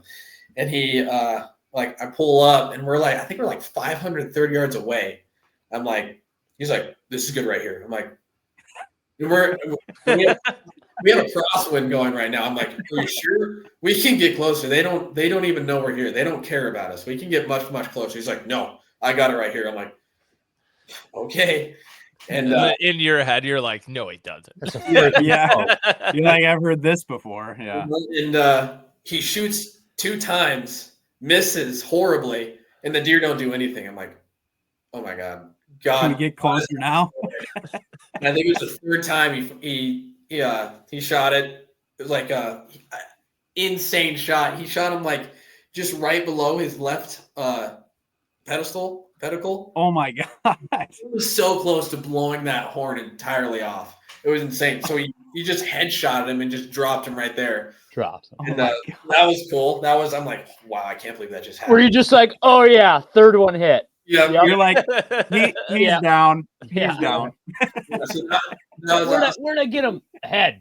Yeah. Yeah. Headshot. Yeah, dropped him. And then he was stoked about that deer. It was super cool deer, older mule deer, which was awesome. And, went back to camp, had dinner and stuff, and then next morning we're going out for a bull. And our first drive of the morning, I'm like, I had one of my best friends with me. He was kind of helping out with me on this one. And he was driving, so I was able to kind of glass a little bit better. I'm like, hey, Kate, just stop right here real quick. And so this is the infamous CM Loco. Yeah, CM Loco 53 Master Angler. Yeah. Okay. I'm like, hey, let's just stop here real quick in glass. And sure enough, we pull out the binos and like right away I'm like, oh, there's a Bachelor group of bulls. I'm like, okay. I'm like, all right, man, you ready to do a little hike? He's like, yep, let's do it. And I think it was like a 2-mile hike, which isn't bad at all. But I was kind of a little worried with him and how kind of slow he was walking, just his older age. But he was a trooper. We got there and we sat on him for about an hour and a half until we got the right shot. And I had my eyes on this cool 7x7, really cool bull. And I think there was like 5 or 6 of them in this group. And I had him, and he was sitting right next to this little raghorn, just a little, probably 2-year-old bull. And he was like laying right next to him. So I'm like, all right, you want this 7x7 right here? And he like, I give him the binos. He's like, no. I'm like, really? He's like, no. I'm like, oh, okay. I mean, there's some other bulls behind the trees. I guess we'll just wait for them to walk out and see how they are. He's like, yeah. And I keep looking. I'm like, are you sure you don't want this one? He's like, yes, I'm sure. It's just a little raghorn. I'm like, no, not that one. The one behind it. He's like, oh yeah, we're killing that one. I'm like, yeah, that bull. Yeah. No, that one's good. Yeah. Yeah, exactly. And he pulls out these long ass tripods because he can't like lay down. So he's like shooting standing up. I'm like, oh my god, this is insane. But drops him first shot. I'm like, are you kidding me? This is insane. Luckily, I think it was only like a 200-yard shot, which was much more understandable. Yeah. And drop that bull. It was like it was a beautiful 7x7, super symmetrical, and got the bull out of there. It was super cool how it was just over a day and a half of hunting, and we killed a really nice bull and a really nice mule there with this awesome older guy that like, owns this Montana hunting's not so hard. You know, he's drinking coffee at a breakfast joint with his buddies like a week later, being like, yeah, I just got back from Montana. And 535 yards headshot of this mule deer, and then killed a nice bull the next day. Like, I kept telling my guide to hurry up. He was so slow. Yeah. Dude was all like crouched down. I'm like, I'll just stand. Yeah, and then we're glassing these elk, and he's like, "Do you want this raghorn?" And I'm like, "You idiot! Look at the one behind it." Yeah, exactly. I'll drop him. He was awesome. I think he rebooked, which is insane for like awesome. 2028 or something. So that's awesome. Crazy. Yeah, awesome guy. Oh, that's sick. Yeah. Really so cool. Do you guys? I mean, like leading into these seasons, I mean, you kind of know you already have like who's hunting and what seasons you're hunting, but like, do you guys spend a lot of time scouting? Like, do you have quite a few dudes out just like constantly like keeping eyes on stuff, or how do you guys operate? Yeah, kind of with the guides that are guiding on each ranch kind of scout on that ranch. So, I mean, we have guys scouting right now. I think the season starts for elk September 6th. I'm gonna head up to where I'm guiding most of the season about a week before, and scout before the clients get there, just so I have an idea of what these elk are doing before they get there. So, yeah, there's a lot of backstage stuff goes on before. Out of curiosity, how far are you guys booked out?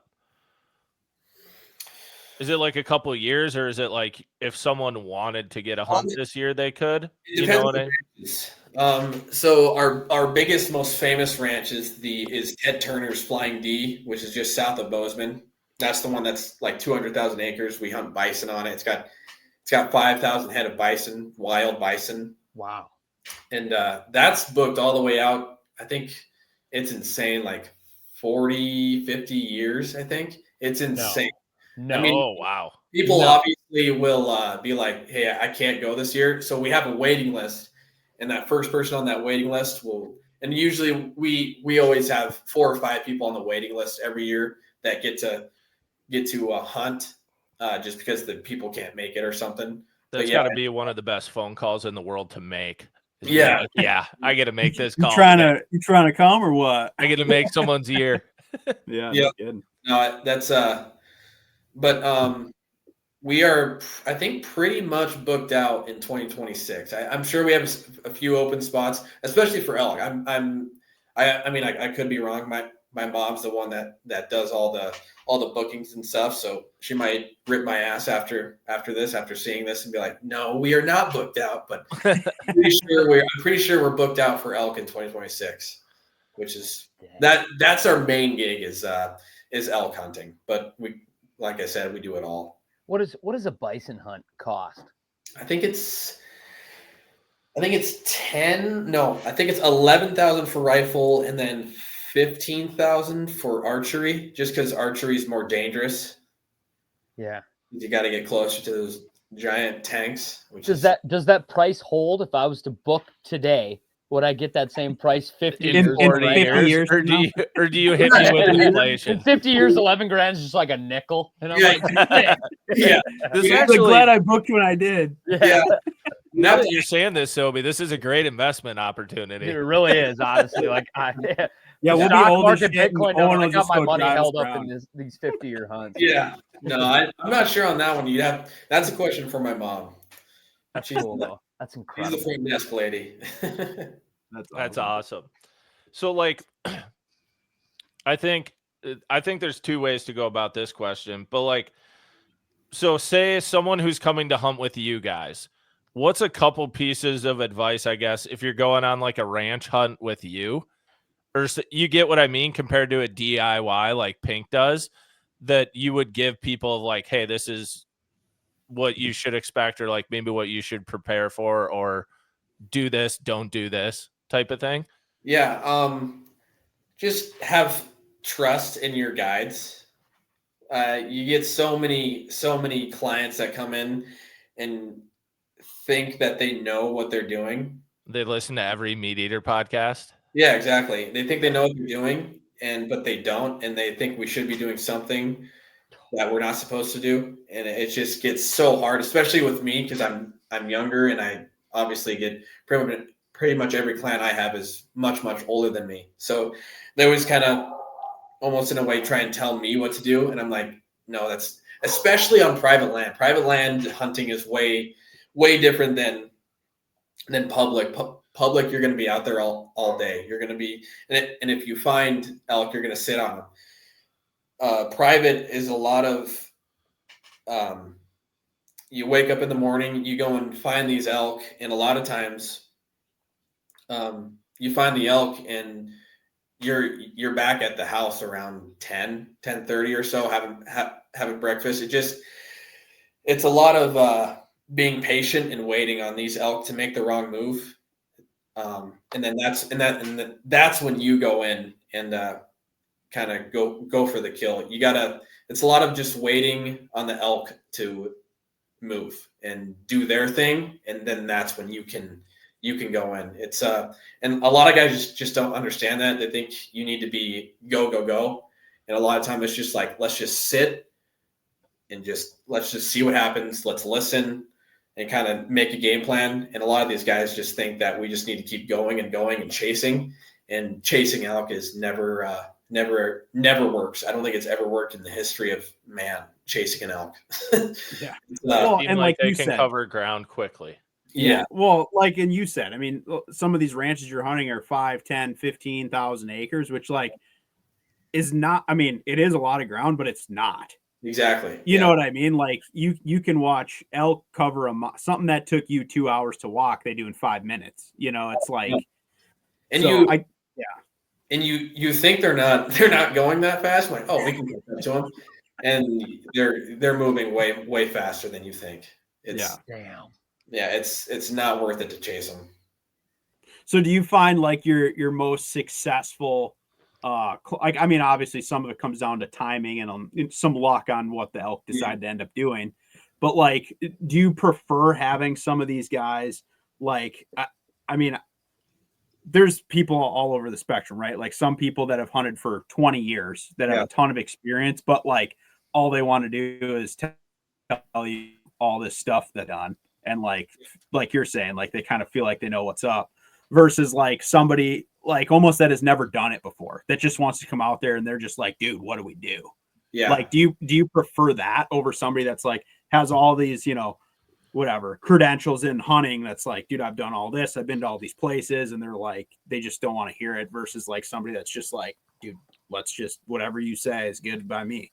I prefer a newbie way Yeah. more than a person that's done it way longer, just because they're kind of up for anything, and they're I don't want to say more grateful. They're just more appreciative of just the experience. Yeah. Hell kind yeah. of, kind of side of things, and they just trust you more. They have all their faith in you, which I like way more, just because I feel like I hunt better when someone's like, man, just do your thing.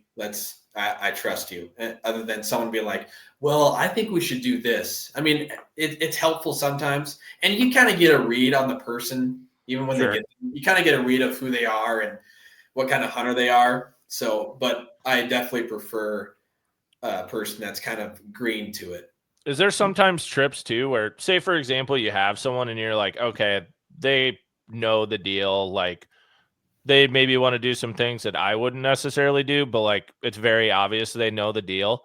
Is there sometimes where you're like, hey, we'll roll with whatever you want to do today?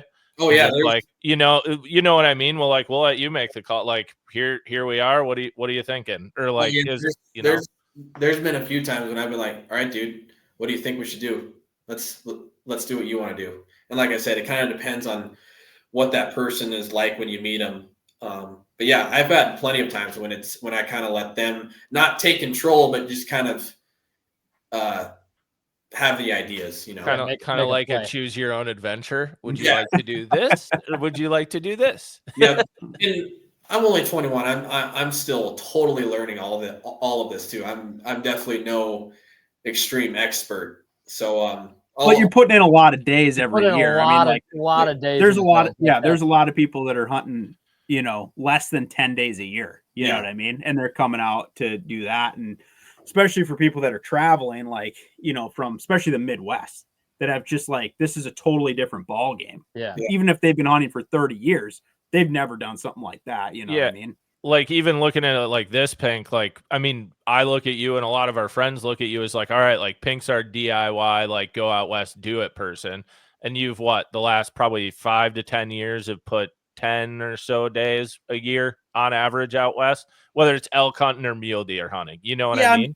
I'm usually right around 20 out West, but that's still not that many. You know what I mean? You put your 10 years of doing that.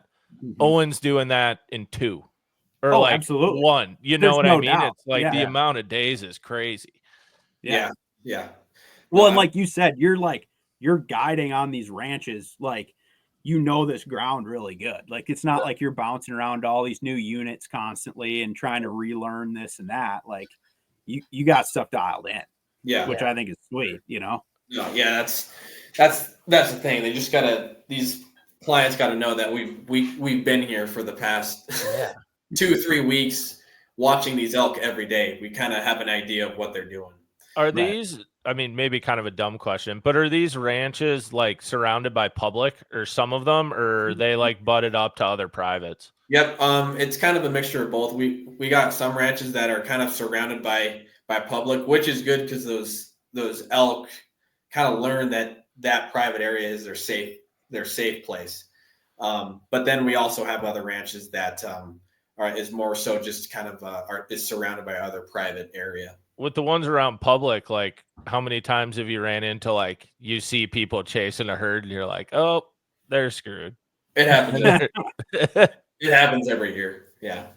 Oh yeah. But also, like, those areas you guys are hunting are not just like over the counter units. Like, even the people that are hunting the public are these are limited entry. I mean, it's still like a trophy unit, even on the public side of things. Yep, for sure. Yep. Yeah. But I think it's badass what you guys do out there and how big of an operation you guys run. But like, what out of all the stuff you've done, like, what is elk kind of your favorite, or is like mule deer, bison? Like, what's your number one? Elk is archery elk. It's my favorite for about 2 weeks, and then it was super archery elk guiding is by far the most toughest guiding by far. It's because you really got to, I don't want to say hold the client's hand, but you kind of got to hold the client's hand a lot of the times. It's just, there's a lot in archery elk, and it's a lot of fails to like a lot of fails before you succeed. But yeah, probably my favorite guiding, honestly, is rifle mule deer and upland Hell yeah. pheasants. Yeah, that's badass. I get to use my dogs, and that honestly probably upland guiding is probably my favorite, just because it's so laid back. Yeah, and the guys are just probably chill. They're just out for a good time. It's not Yep. like oh shit, we got to make a play on these elk, and like Exactly. like what do you feel comfortable shooting your bow at, whatever. Like no, these guys are like, let's go shoot some pheasants. Yeah, Like, hell yeah. Yeah, we get to watch the dogs work, and no, that's probably my favorite. That and mule deer, or rifle mule deer for sure. That's sick. So are you guys like raising dogs? I've been seeing all these stories. Yeah, dude. I saw your snap the other day, and I was like, oh, more dogs. Yeah, we have 9 puppies in the house right now. Really? Man. Yeah. What is it? 3 boys and 5 girls. So, or 6 girls. Yeah. It's a lot of puppies. We do the math right. Yeah, 6 girls and 3 boys. That's a bunch, dude. Damn. Yeah, it's a lot. A lot. I'm keeping one of them. I'm keeping a little girl. Her name's Kirby. She's a cute little one. But yeah, it's a lot going on in the house right now. I bet. And I don't really have a place I'm living at right now. I'm in the process of moving out of my parents and getting into a house of my own. So it's kind of a mess right now for sure. Kind of in that area or no? Yeah, same Laurel Billings area. Yeah. Right on. Tell me you said that on the date. Like conversation gets slow and you're just like, oh, by the way, I've got like 9 puppies at my house. Oh yeah. And I'm getting like, my what? own house. Yeah. You're like, yeah. Like I'm just like raising these 9 puppies, and I'm gonna keep the cutest one. Yep. Yeah. He's like, what? I took my puppy to Shields a few days ago, and I had everyone's attention. So she's definitely a chick magnet for sure. Nice. Oh yeah. Cheat code, no doubt. Oh, cheat code for sure. Yeah. Yep. Dude. So when obviously you spend like a ton of your season doing this stuff, but like what do you have some opportunities to hunt for yourself? I mean, I know you still do a ton of DIY stuff, and like I know you hunt with your old man and stuff too, and some of your buddies, but like when you guys get an opportunity to like go, are you just doing like stuff that's easy to get, or you just put in and wait till you draw some good tags, or what? How do you guys kind of play your own stuff? I've been putting in and waiting until I draw a good tag recently, but archery probably I only get about probably 3 to 4 days for myself, and then rifle I get a little bit more because we always end the season for guiding about I think a week and a half before the actual season ends. Sure. So I get that last week to myself, which is nice, but really I don't get a whole lot of personal hunting in, unfortunately. Yeah. But it is what it is. It comes with the job. Yeah. But I mean, dude, I've been to your house. You guys got no shortage of bone laying around that place. So I know you spent a little time out there doing it. Yeah, we for sure do. Yeah. But that's super cool. Yeah, I'm coming out there in November again this year. That'll be sick for a little deal. So we got a handful of deer tags, but no, I'm pumped. I love hunting out there. Like I think what you guys have access to right in your backyard is just wild. You know, I wish I had that within 5 hours of me. You know, but it's super cool, man. No, it's awesome. We were actually last night. Me and my buddy, we went out.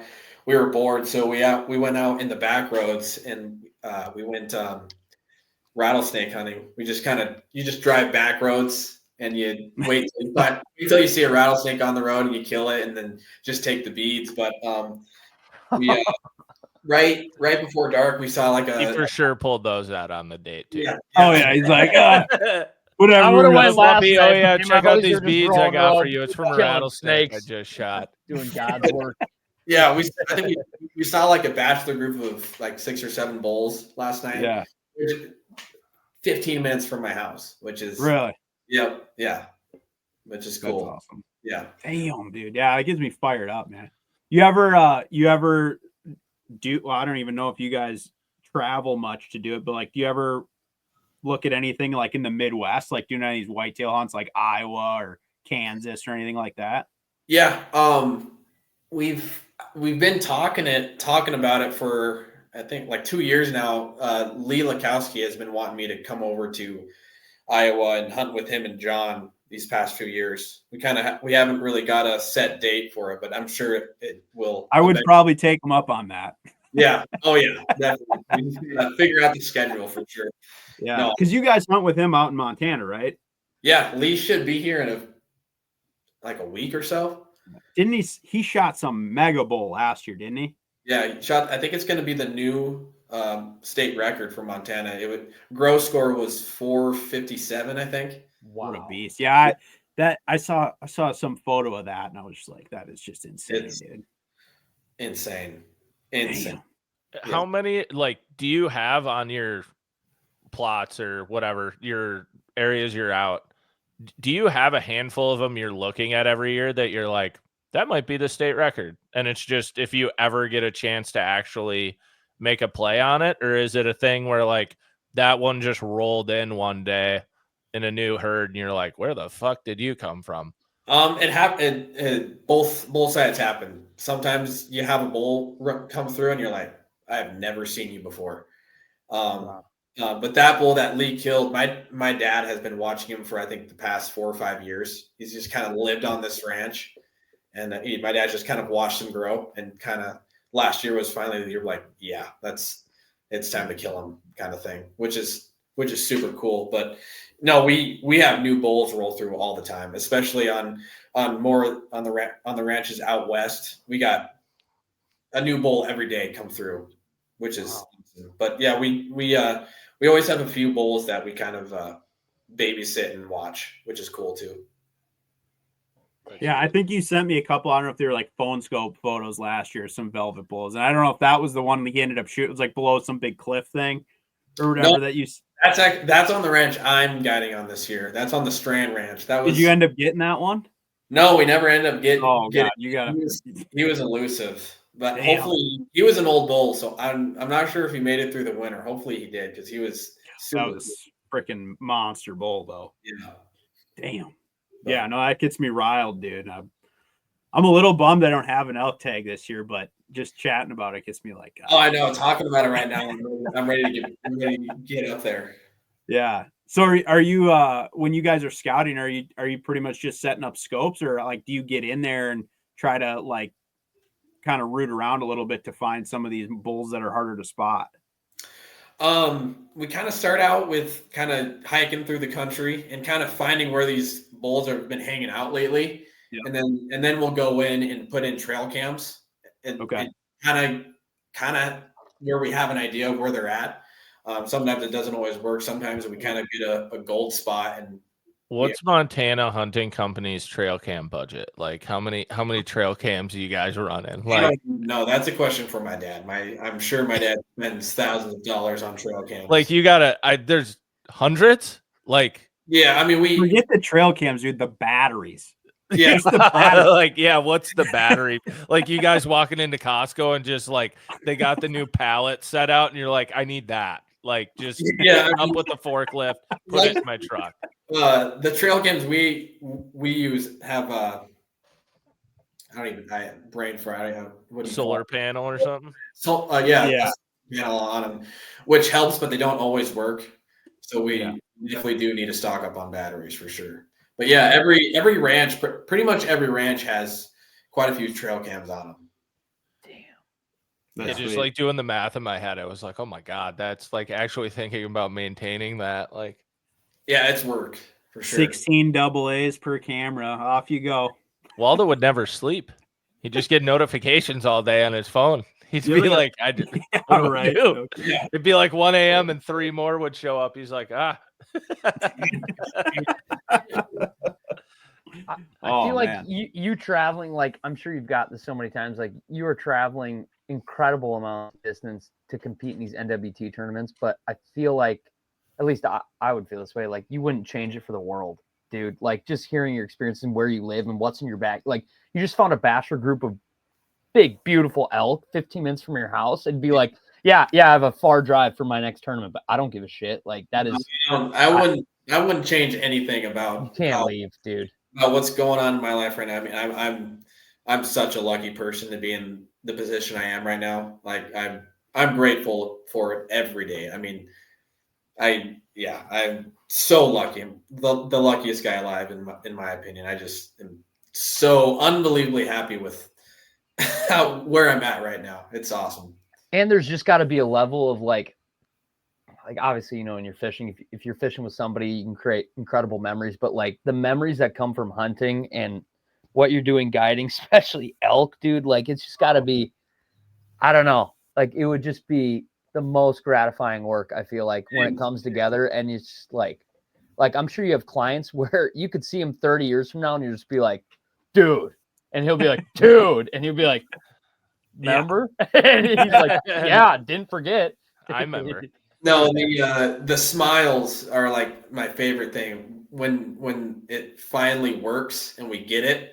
It's like you said, it's like the most gratifying thing ever, especially with archery elk, just because it's so hard. Archery elk is so hard. So when you finally get it done, it's just like you feel so accomplished. It's pretty awesome. So give us like, oh, go ahead, Sam. Ryan, tell me right now. Yeah. Nicole falls off a cliff, as does your parents. Yeah. Are you just like I'm living in Wayne's garage tomorrow, dude. Yes, dude. I'm being for real. I'm being for real. Your parents and Nicole fall off a cliff tomorrow, like you're going, right? Yeah. No, he calls Wayne. Yeah. Dude, I'll just take up that little couch in your garage, like you won't even know, dude. Yeah, there you go. Me and a freezer, I'm there. Yep, That's exactly. Him in the Murphy bed. In a freezer. Your rent, essentials. Your rent be cooking for us every night. That's all. Perfect, dude. I could pay that. Yep. Yeah. Hell yeah. No, so you got to give us one, like just the most electric archery elk story you got. I know it's just sitting there. God, I mean, there's so many. It's so hard to pick a specific one just because it's so. It doesn't have to be your best one. Maybe that takes the pressure off of it. This is not counted as your just best. Straight hype only. A very memorable one that just comes to your brain immediately. It was a few years ago. Me and my dad were out, and he had a tag for a special unit. He actually ended up killing a bull. I think it was right around that 400 range. It was an awesome bull. But we were out, and we didn't get the bull this day, but we were out this one morning, and it was just mayhem. There was at least 20 bulls just bugling all around us. It was just wild, and we were like, let's go for that one, I guess. We're like, yeah, let's do it. So we went after that one, and it was, and yeah, you could. As we got close, you could just, the bugles just got louder and louder and louder, and you could start to hear cows chirping, and we finally got up to this bull. I bet you we were probably 50 yards from it, I'd say, and then we were just sitting there waiting to make a move or waiting for something to happen, and all of a sudden this younger bull comes charging at our backs. And we're kind of on this bluff right now, and this bull comes charging at our backs about to our right, and he stops, and we're probably 8 yards away from him, and he stops, and you can kind of tell something's up, and I mean, we're covered in set and everything, but our wind was right in his face, so we're like, oh crap, we're gonna get found here, and he turns, and you can kind of tell something's up, and he starts sniffing, and then but he's just so wild up. He keeps doing glucking with his throat, and then he turns right at us and just bells out this giant bugle right at us. It was the coolest, like not joking, 8 feet away from us, and he was just all testosterone up, just big and ready to go, and he just this giant bugle at us. I'm like, holy shit. Holy shit is right.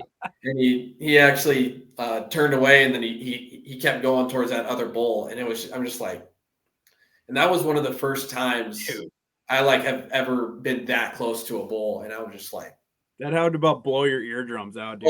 Ripping one right there. My heart was beating out of my chest. There's not a bigger rush than a bugling bull during archery season, and you're that close to it. There's nothing like it. Nothing like it. You probably thought you were gonna have a heart attack, dude. Like, oh yeah, my hand was just going like this, and I wasn't even the one shooting. Like, I didn't have a bow with me. It was my dad. My dad had the tag, but was your dad shitting himself too? Kinda. I mean, but he's been doing this for 30 years, so I mean, yeah, he for sure still had. I mean, he like turned to me like, dude, wasn't that awesome? I'm like, yeah. He was like, I got goosebumps there. I'm like, so he still has gets the jitters and all the emotions that come with it. But I mean, he's been doing this forever, so he's also called in like hundreds of bulls, so it's like whatever. Yeah, exactly. Oh my gosh, that was one of the cooler moments I've ever had. Damn, dude, that's sick. And just because I was younger, and that was like kind of my first time ever seeing something that close, so it kind of is imprinted in my memory. Well, one day we'll have to have Wayne and Owen on, and just like have Wayne sit down and just be like, you can just start talking. Like, unprompted, just like start telling stories. Once he gets comfortable and once he's able to get going, he'll talk for days. Oh yeah, dude. Like days. Yeah, I mean, that snowstorm day we had last year where he just came and chilled in the cat. It was before Pink arrived. Yep. It was like 9 hours of him just talking. And you were like, this is incredible. Like all the stories, you're like, I don't know if I can believe this. But then you're like, well, we're in Montana, so yeah, I can believe that. Like, yeah, this is crazy. Yeah, he can. Once he gets to talking and he gets comfortable, he'll talk forever. I was just mad that he talked shit about my porcupine sandwiches, and then I was just over it, dude. And I was like, we're not friends or whatever. So like, yeah, we're never gonna be friends. If it's mashed potatoes and chicken or steak, he's like, oh, that's disgusting. You can't. You not trust him on food. He doesn't like anything. He's the pickiest eater I've ever met. Incredible. Did you tell him about the giant shad we ate? They weren't shad, dude. I did. He thought we were insane. Well, we were. I mean, it didn't taste bad. I mean, it definitely was straight up, dude. I know. It was way better than I thought it was going to be. Yeah, people will see that one day. But yeah, the flaying process of that was. There's nothing I have watched that has made me want to just vomit. Yeah. Watching happen. And I was like, spoon. Yeah. And then he was like, yeah, we're going to eat this. And I'm like, I've eaten a lot of Pink meals. And I'm like, I don't know if I can do that, man. I don't know. I just saw you peel this meat out like it was applesauce with a spoon. It's the same texture. It was pretty nasty. But it tasted good, dude. Yeah, it tasted fine. Yeah. Oh my god, dude. I'd kill a bunch of those fish though, dude. They're fun. Those fish are actually so fun to fish for. They are super cool. Yeah. I guess if we weren't trying to catch those walleyes, I could have probably gotten super into it. Oh yeah, for sure. You know. Oh, yeah. And a week after we were there, the bite was back on fire again. Yeah, I saw that one picture that got posted from there. That was just like a mega giant one. And I was like, cool. We hit it at the worst time possible. Yeah. Yeah, well, it was -20 or whatever. Yeah, that was cold. Yeah.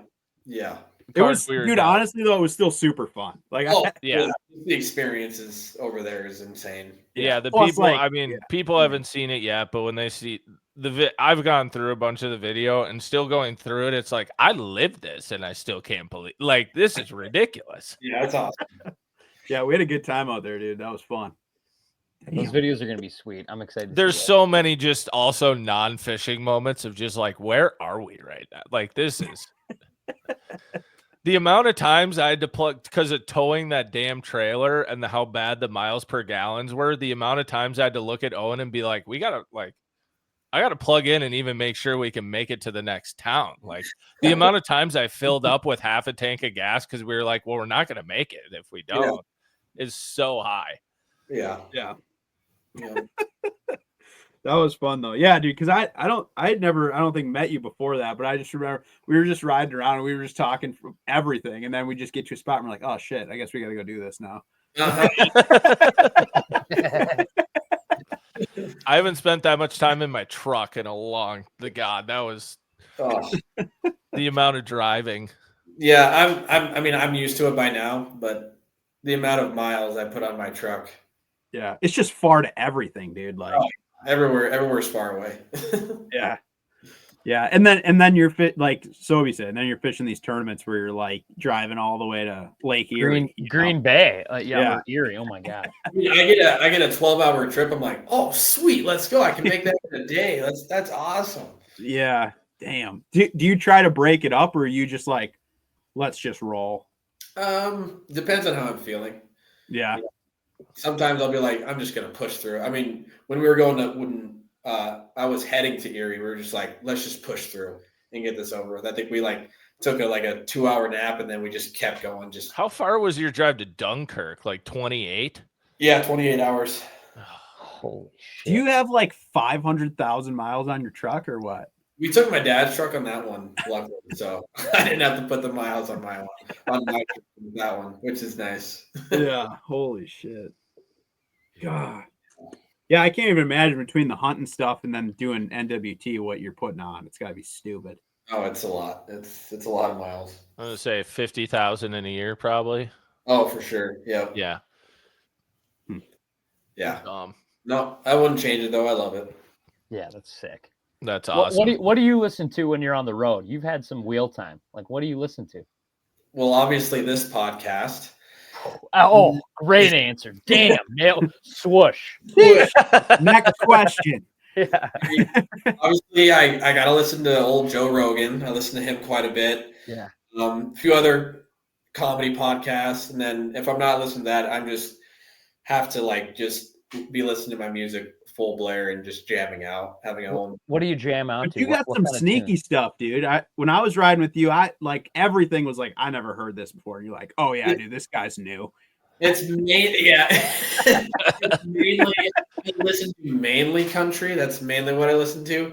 But I'll mix it up every now and then, listen to some alt rock or 70s or 80s or something like that. But it's mainly country. That's cool. But that's fair. Yeah. Especially when I feel like I'm about to fall asleep when I'm driving. That's when it's time to smash a monster and listen to my music full volume. Yeah, that's when you break out I haven't listened to heavy metal in a while. Exactly. Yep. See if there's anything new going on over here. Yep, exactly. Damn, dude. That's so sweet.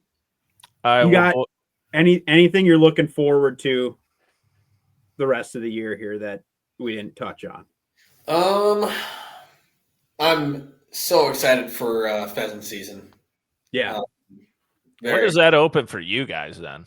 That opens in October, mid-October, I think. No, beginning of October? I'd have to look. I think it's always usually beginning of October is when pheasant season starts for us. But I'm going to bring the river boat up to where I'm guiding at. So I think I'm only 2 hours away from Tiber, which is that insane lake that's holding all those giant fish. So well, he said it, not us. Yeah. Well, they got to listen to it here. Yeah. If they made it this far, that's fine. They earned it. Yeah, they still got to find it, and they still got to drive the dirt roads too. They still have to drive there. So yeah, the problem is you're like, there it is, and you're like, oh, cool, I'll drive there, and it's 100 miles of dirt. Yeah, and you're like, what? I'll send you the pin, dude. Yeah, good luck, have fun. Exactly. Also, if it blows a little bit out of the west or rains, you're stuck. Exactly. Exactly. But yeah, I'm going to bring the riverboat up to there so I can, because always between every guide trips, we always usually have 2 to 3 days off.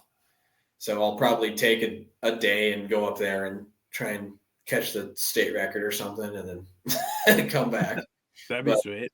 other than that, I think it's just going to be pretty much just hunting. I mean, nothing too special planned yet. I love it. Damn, that's awesome. That's dope. Yeah. So you got anything? Yeah. Last question. What advice would you give to not just young kids or young adults your age, but even old guys too that want to potentially compete in their first walleye tournament? They're on the edge. They've got the passion. They're like, I freaking love walleye fishing.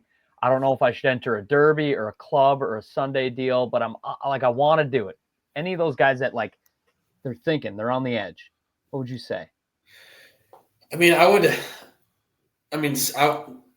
start off small. Start off with your local tournaments. Kind of your even a league night. Start out with that, and then maybe do 2 to 3 bigger tournaments a year, and just especially with the younger guys. Older guys, it might be a little different.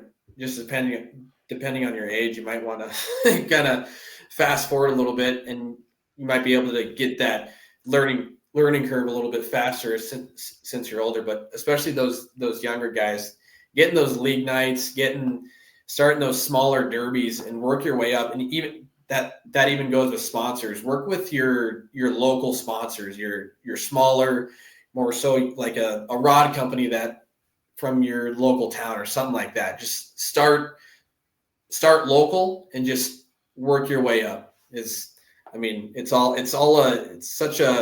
process. I mean, I don't think there's anyone that just goes straight to the pro side after not doing much tournaments. You got to, it's like I said, it's a process. You got to get that learning curve and just be patient. You have to be patient. I've even learned, like, sometimes I get impatient, be like, just calm down, dude. You're young. Just roll with the punches and just go with the flow. And I think that's where a lot of people get go the wrong way. They get impatient. You just got to stay patient, and it'll all sort itself out. It'll all come together eventually. It's good advice. I like that. Yeah, that's good. There's definitely dues to be paid. Yes, 100%. Your dues will come. Well, and mine's kind of a spin-off of Sobi's, Owen, but so we talked about kind of with what you guys do and everything, but if you're going to give a couple pieces of advice to someone who's like, I'm DIYing, I'm going to do my own Montana mule deer elk hunt, like, couple tips you got for anyone out there? I know Ryan's talked about it a bit, but maybe anything you got to give some insight to some people. First of all, make sure you let a few people know where you're going and know where you're going to be at, just because it's, especially weather and that kind of thing, can change so fast. But I think the number one advice I take, just take it in, take the experience, and don't get frustrated when you're not seeing animals and stuff. I mean, that's part of it. You really got to work for that part. And sometimes it doesn't always go, and most of the time it doesn't always go how you planned. So a lot of it's just take it in, get the experience, and even with the tournament thing, just be patient and it'll come to you. A lot of guys think they need to just go. And a lot of times it's better just to kind of slow your roll and kind of just sit there and kind of let things happen, you know. But the biggest one is just kind of take it all in and get the full experience of what's around you and kind of what you're able to be doing right now, and just be grateful for where you're at. And yeah, I think when you look at it that way, that's when the pieces fall for you in the right place. For sure. I like that. Yep. it's cool. Well, yeah, boys. Well, unless anyone's got anything else, I think we appreciate your time, Owen. And we'll have to have you back on in like November after all these vids roll out, because like we'll be able to do one pod with all the boys of just telling stories of everything after people have seen stuff and being like, yeah, so this is what you did see. Yeah. Yeah. Any stuff you want to pump? Any pages? Anything you got? Go follow my Instagram at owen.wilcox.fishing. Go follow the Montana Hunting Company Instagram. If you just look up Montana Hunting Company, you'll find us there. You'll see us. We'll have a bunch of elk and deer pictures, but and CM Loco. Yeah. Follow CM. He's always looking for new followers on his little YouTube channel. But Sobi, that's the most underground YouTube channel you know nothing about that I you mean, need to I'll be. We'll get you on it. We'll get you on. I'll deep dive. Yeah. Please go follow him. Go follow CM Loco 53 Master Angler. You won't be disappointed. Say that one time. Don't mess up. Don't mess up. You need to go follow CM Loco 53 Master Angler on YouTube. You will not be disappointed. There we go. Okay, perfect. That was the plug we needed. I hope he gets a bunch of followers for that. He'll get like 3 of our dedicated fans, and they'll be like, they were right. This is high quality entertainment. Yeah. All right. Well, thank you so much, Owen. You guys got anything, or we'll keep it rolling? No, man. Good luck hunting this season. Thank you. Yeah. I hope to see some freaking pictures, dude. Come on. I will. I'll send you once I get out there. I'll be sending you plenty of videos and pictures of hell right. Cool, man. Keep the side by side upright. Yep. That's the main goal this year. No more rolling. Yeah. That would be Owen survives 2025. Owen survives. This is the year of no rollovers. All right. We'll see you later, Owen. Thanks for coming on, dude. Thank you. All right. That was Owen Wilcox. Great interview. Great friend. Owen's an incredible guy. I know you guys have spent time with him. Like, you guys have been to his house. You've been into Montana and experienced it with him. But like, that's my first time really talking with Owen and getting to meet him. And I'm just impressive dude. And for only being, what is he, 21, 20? Yeah, I think 21. Yeah. Just like super level-headed dude, motivated dude, very mature for 21. Incredible. Like, awesome dude. Awesome dude. That was cool. That was really cool. Yeah, it's I don't know. It's cool. And Montana in general is a place that hopefully everyone gets to experience and see, whether it's just through whatever way you do it, fishing, hunting, or just hanging out. Like, it's just a cool place to be. Yeah. So it's very cool. Can be very stressful as well, but very cool. But that's what, I mean, I feel like if that's what makes it cool. If it wasn't like such a desolate, crazy, harsh place at times, it wouldn't be that cool. But that's what makes it like so gangster. It's so inconvenient, but so awesome at the same time. Like, it makes you evaluate things to a different level. Like like Owen and I talked about when we were out there and riding around. I think even Pink said it to me. He's like, "You've never been like done Western stuff like this." I'm like, no, like this is a whole nother level of like, I'm always the prepared one. And this is like a whole different level of like, never even thought that was a possibility. Never even worried about that before. Just little things, right? Like just getting gas. Yeah. Or whatever. Like I said, the whole getting gas thing is very legitimate. Like that's just like take it for granted that you're like, oh yeah, I'll just hit this gas station on the way to like, it's like, no, actually. You're like, well, no, the next one's 100 miles from here, actually. God. Yeah. And it's 2 pumps that are only open after 8 a.m. or whatever. And they maybe take cash, they maybe take card. And it gets cold out there, dude, and the wind blows. The wind can blow.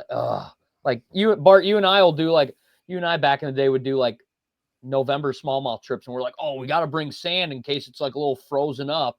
And it's like at the worst possible, like we could drive probably like 20 minutes and go get sand from like or ice melt at like a hardware store. And there it's like, you can't make mistakes. Like, no, out there we had a, like the trailer we had and everything, like we had an unnecessarily big trailer, but it was stuffed with like, what if this happens? Like just a lot of, But I mean, we were also there in the winter, which is arguably some of the more difficult conditions to do anything in out there. Yeah, but, and like in the winter when you're just like, man, I really hate this road salt. Be appreciative of road salt, like or just the road being there. Yeah, or just the road. Yeah, a road. you know, that's big. Like, just, you know, it's the little things. Crazy. Yeah. Or No, it's good- turnarounds. Turnarounds are great. Yeah. Would never think of that. Pink knows exactly what I'm talking about right now. The ability to turn around. Yeah. When will these Montana vids drop, dude? Like, I'm kind of like, I'm still have bass in the brain, but there's part of me that's like, now that you guys got talking about it, I'm like, oh shoot, I totally forgot you guys did that. Like, I'm trying to watch. Like, Yeah. October, November-ish. Yeah. I'm so happy you didn't post those last year and that you held I them. am too. We were Like- about to, and then I was like, God, this is just way like, Because you would have posted They're- them and that would have been cool, but now I'm like, I really want to see them. Like, dude, myself personally, they're I really do. they're so good. Like, I've just gone and looked through all the film and like the stories and the abundance of just stupid shit we had to do to go do stuff is so high. That's And part then of the also story. like, oh, here's a winter storm and it's snowing 17 inches. Like, And also, like, I have to fly there still. Like, in the midst of all of that. yeah, Pink ain't even here yet. There's gonna be cool elements. There's gonna Dude, be there's so like once you're levels like, to man, this. I'm getting a little bored of this video. I can promise you won't be soon. Like, there's so many good twists and turns. So yeah, we'll definitely have Owen back on. And Especially after, like, so much is going to happen in the next 3 months that it's like, God, it'd be fun to just kind of rehash all of that. Cause they get we'll get much. we'll get some stories from him then, and then as we roll through the videos, just like, dude, I was going through some of the film and stuff the other day, just being like, all right, I'm gonna roll through this and just see it. I'm like, forgot that happened. Dude, I'm Forgot still about that. so sad that car or that camera was just effed. Yeah, but there's still a bunch of good stuff. I know, Yeah. I know, but I just feel like that was some cool shit. Like, Yeah. The only bummer, but we'll get it edited around and it'll be good. Pink's GoPro on a day he went ham. The GoPro, we kept thinking it was an SD card error, so we switched in like 3 different SD cards, and it was a GoPro issue, not recording. But luckily, there's a bunch of other films, so like it'll be fine. It's just there won't exactly be Pink's POV. I think that's fine, dude. Like, when you're doing any filming in the winter, and then also the crazy. Also, conditions that you was guys like had, that shit happens. I think that was on day 9 or 10 of like pushing every piece of equipment we had to the point of like definitely breaking. and it was post that 20 below whatever stint we had. Yeah. You know, like everything took a beating during that. Yeah. Day 9 or 10, dude. I don't know if I've done anything for 9 or 10 days. And we Great. covered. That's I mean, the amount of miles we covered is extraordinary. Yeah. The lack of sleep was high. This is what the viewers should be excited for. Then we'll roll to our next segment. The viewers should be excited for. It was great. Everything's awesome. And the film's so good. And the experience was so good that we all looked at each other the moment we left or got home and went, never doing that again. like, did it. In theory, it was great. And then you get home and you're like, I don't know how we pulled that off, but never again. But each chunk, if you did that as one trip, would be pretty badass. Yeah, we did like 5 trips in one trip. Right. Yeah, if you did just one of those for like 4 or 5 days, you would have an extraordinarily good time, which we did. But yeah, the compounding interest. By the end of it, like, dude, we look rough. Like, yeah, you guys probably look horrible at the end of it. we Like, look terrible. Like, Krug ran into us at the end and joined us, and he just looked at us and was just like, wow. you guys are hurt. Like, Yeah, like we hurt right now. Everything hurts. I'm in bad shape. like 1, physically, 2, emotionally, 3, just in general. Like, I just want to see what Griff and all like Griff looks like at the end of it, dude. Like all of it. Like, well, the trip was long enough that he did have to shower multiple times, so that helped. All right. Let's let's get into some of this other stuff. I guess let's do the main one. Let's talk about fantasy fishing here, because there will be another Elite Series event before we record this again. Yeah. So I do have a fantasy fishing score update after 10 killer and St. Clair. That's what it was. That was a minor brain fart for a second there. Yeah. Okay, so we got Bart with 21 points. Pinkala with 18 points. Ooh. And we've got Sobi with 15. I was going to say, Sobi's been crushing, dude. With one event left. And I will say, dude. And I took a dump, dude. I took a dump at St. I feel like everybody did, but like. Dude, well, you won You St. literally Clair. won the last 3. We Really? all did so bad at St. Clair. I literally at 10 killer, my lineup was the worst you could possibly do in our group setting a lineup. Yeah. Yeah, of the people that did do it, you did. I did last. I feel like that's honestly a good testament to how the schedule has been cool and how the fishing has been interesting, and you don't exactly know what's going to happen. I feel, I do, because also like Bart has his pulse on what's going on. People that did good at and I've gone third, second. Fantasy fishing is tough, dude. It is, dude. Yeah, but like I think St. Clair was weird, dude. To be honest, like a lot of the people that I would like, even if you looked at the percent ownership of people, like most of those people did bad. Yeah. That was a weird one. But now we're rolling down to Lacrosse to end the Elite Series season. Our boy, I believe Jay and Trey McKinney are tied for the AOI lead. No, Jay is in third. Yeah. Then Chris Johnston is tied. Chris Johnston and Trey are tied. Jay is in third. And I don't know if he's like out of it, or if he basically has to do good. And this is going to be a cool tournament because, like we had talked about at the beginning of the pod, like Rivers can. Yesterday's history, tomorrow's mystery. Like, but also I feel like there's people that low key do awesome at lacrosse that don't do that good like most of the season. Yeah. You know what I mean? Like I think it I don't know. I don't know who I'm going to pick. Well, that's what You haven't set you had one tap. No. This is bullshit. He's leading it, and half the time he's like, I'm not telling you my lineup. Oh, I'm sorry. If the champion isn't quite ready to pick yet, the champion asterisk. It's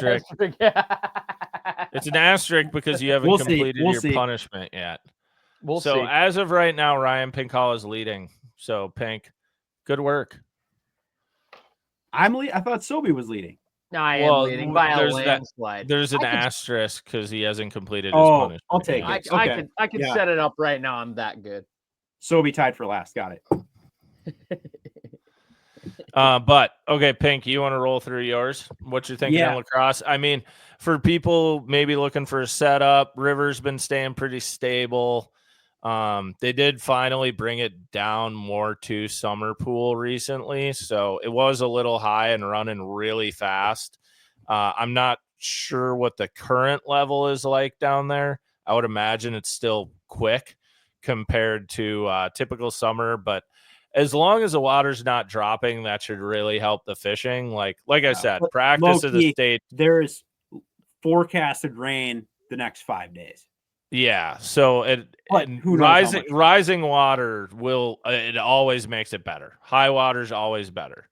Congregates fish more and just gets them moving, gets the things going. So I think you'll see a cool event play out.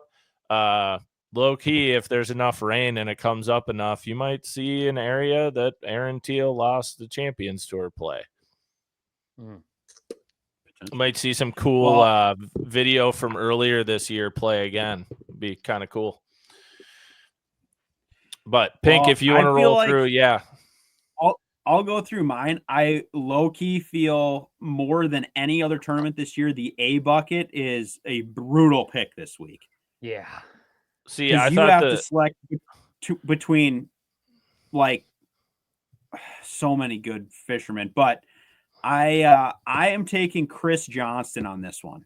Cool. In my A bucket. Yeah, he's taken second there before. the last elite event, he took second there. I know Jay is going to do good in this one, but I don't think I can pick him over Chris because one, he has gotten second there at this exact time a year before, but also he's in the hunt to win AOI and he wants it bad. You know what I mean? Like I just feel like back to back. This would be an incredible. This is a big tournament for you and Bart. You know, tables could turn. No, I can't even catch up. No, because even if I take last and he gets first, he gets +1. So yeah. Oh, it's decided. We're all safe, three apart. Brother. I'm safe. And we decided on paintball. Like we decided on we're all going to get a paintball. No, there was zero punishment decided on because we said we weren't doing a punishment until Sobi completed his. So. Rello sent us a punishment, by the way. He did, and it's I'll awesome. show it to you. It's awesome. He sent one through, but I'm not going to acknowledge it until Sobi completes his. I never agreed to anything during the season because nothing's been completed. But you're an honorable man. Once I fish with the old I'm an honorable man when there's rules set out ahead of hand and we go through it and we don't make them up. I think the gist of the whole thing is we all just hate you. Yeah. It's all if the people want a punishment, I would have been glad to sign up for a punishment in April, May, maybe even June. Okay, as long how about as this? the one before was set up. The punishment, it's 2-pronged. Because Bart's going to lose no matter what. Oh. Bart's punishment is he has to confirm that your punishment gets completed. So Bart becomes your boss for this whole thing. That's I feel like that's a luxury. I might just start signing Sobi up for tournaments. And then he'll just no-show, and I'm going to waste a ton of money. I feel like there's got to be... What if... Okay. There's no way you're getting out of your punishment. Like, it was agreed upon. Everybody Bart has knows to it. sign up for the tournament with you. Team tournament. You have to fish it together. Yeah, maybe... I will fish it as your partner, but I don't have to fish with... I don't have to fish with... Yeah. I'm out of it. No, I'm just... You have to set it up, though. Yeah, I will say I will be a part of it and fish it and make it happen. But Sobi has to fish with the Barbie. That doesn't sound like a punishment. It has to be a team tournament for totally just having a shit season in fantasy. Horrible. Are you kidding? His partner has to use a goddamn push button fishing pole.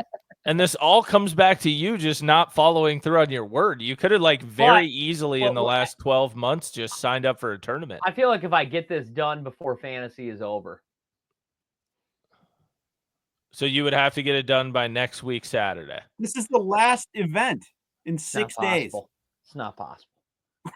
It's not possible. You did this to yourself. All right. We gave you all the opportunities in the world. We gave you 10 different tournaments. Void allowed you to sign up for one even. Oh, God. You had all the opportunities in the world. I'm looking at the poll right now. You even had a fan give you a poll. I know. I didn't even have to supply the poll. For God's sake. I'm going to break all the mirrors in my house so I don't even have to look at myself. Get it done. Okay, sorry. Anyways, that's a random side tangent. But Pink, you get to go through your lineup. Chris Johnston. Summary: Sobi sucks. Yeah. B bucket. I went Seth Fighter, local rat. I feel like he's gonna make it happen. C bucket. I went Keith Combs. Yeah, he's sneaky pick there. Sneaky pick, but has also done very well in this venue at this time of year. Yeah. D bucket, Matt Airy. E bucket, I went Ray Hanselman. That is a very good lineup that I don't think I have any of them of. That's really good. Yeah, I felt pretty confident in that. I feel the A, I think, is just going to be who is going to do it? Yeah. Okay, I'll roll through mine. A bucket, I did go with Jay. And I went with Jay because I know he spent a ton of time there before it went off limits leading up to it. And one of the biggest battles with the Mississippi River is knowing how to get around in your 3 days of practice. So he knows how to get around down there. Now, will he land on him? Maybe, maybe not. I think last time he was a top 20. And yeah, I just would expect. I mean, Jay's so consistent. So will he beat Chris? I'm not sure, but I'm gonna put my eggs in the Jay Could basket. you imagine if the lock plays in this one? How this could shake things up. Well, that's the thing this time of year down there is it can be won in any pool. And pool like Lake Onalaska is gonna play. Like if you want to lock, and I think pool 9 is probably gonna play as well. Like So trying it's to get just your a heart broke or game. what? Yeah, it's just a game of if people want to do it. And I don't think the top guys in the AOI race will even risk it. I think that's where you'll see They just commit their practice to 8. Yeah, they'll practice in 8 the whole time. I think you'll see the guys who lock. They also probably won't be the guys at the bottom because it's guys trying to fight to stay on the guys elite that are series. swinging. It's going to be more middle of the pack guys that are fighting for the classic that are like, I'm not going to get cut, but I want to make the classic and I need to jump and I can win. I think those are going to be some of the guys you see potentially lock. Yeah, I can see it. That's also why I wish the river wasn't the last one. Because you get a lot of people locked into pool 8 because they get scared of the locks. Whereas I like that the river is the last one. It's such a wild card tournament, dude. But I'm just saying, if it's a second to third to last one, more guys will lock because they're not so tuned into where they need to finish. I just think the crazy thing about the river on this type of tournament is, dude, you have to find fish for all of those days. Yeah. Like, this is not a 1 day. This is not a 2. Like, this is a full ass tournament, dude. And if the water starts rising up and they start moving, or changes, you're gonna have to find new fish every day. It's crazy, dude. Yep. So, anyways, Group A, I went Jay Secure It. Group B, I'm going Pat Schlapper. Ooh, that's a good pick. Local river rat has won a ton of tournaments on various pools of the river. But he lives an hour from the ramp. Come on. Yeah, and even after the Sabine on Mercer's podcast, he was talking about the one he's had circled all years of lacrosse. So I have a lot of faith in Schlapper down there, and especially if conditions change, I think he'll be doing good. Bucket C, I'm going to go with Dakota Ebear. Has actually spent a good amount of time on the Mississippi River. He fished the Open there last year. I just think it's a good event for him. Mm-hmm. Bucket D, I'm going to go with one of the best junk fishermen to ever do it, who has not been doing great lately, but I think he always does pretty well here, and I think he'll junk fish his way around to do well, and that is Gerald Swindle. Yeah, that's a good pick. And then Bucket E, I am solely going off of this because I saw his boat at the ramp every day we were down there for Champions Tour, and I know he spent time there, and that's Alex Wetherell. Ooh. Nice. Just because I did not have much faith in anybody in Bucket E, and I'm like, well, this guy came here at least. So you saw him there. He did okay there in 2022, right? When they went last time. I don't remember that, but yeah. Interesting. So that's who I'm going to go with. I just didn't really like anybody in Bucket E, if I'm going to be honest. So yeah, it was a tough pick, I think. Yeah, I'm going with him. Sobi, who you got? Okay.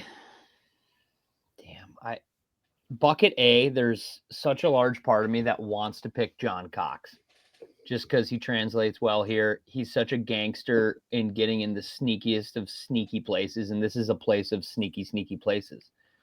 But I'm going with Jay. Jay is such a consistent angler, and he spent so much time there. When I was down there in the river, like, I saw Jay, and I was like, this dude is local, this dude is close, and this dude is in the hunt. He will perform. Jay doesn't. You can't fool Jay twice. He may slip up once, but he's got a fire burning deep inside of him. So Bucket A is Jay. I almost think it's better he is behind heading into this event to win AOI. I just don't know how many points it is. I need to look. It's not a lot, dude. Like, I think it's really tight. Yeah, it's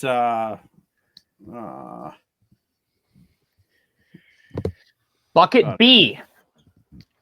Everything in my gut says Pat Schlapper, but I'm not going with Pat Schlapper. I'm going with old Bob Downey. Bob Downey is Bob is low. a great pick on the river. Great river pick. He's a stud on the river. He's fairly local. He's going to perform there, and he's one of those guys that I feel like he might risk it to win this freaking tournament. Yeah, and I think he's solid in his standings and Yeah. everything right now. Like, and he could risk it to go to on Alaska. Yeah. Also, I 100% believe Pat Schlapper will risk it to win this tournament because he's already in for the Classic and he already won a tournament. Pat Schlapper is going to go, I will either lose or win. And that's going to be fun to watch. He's going to be high or low.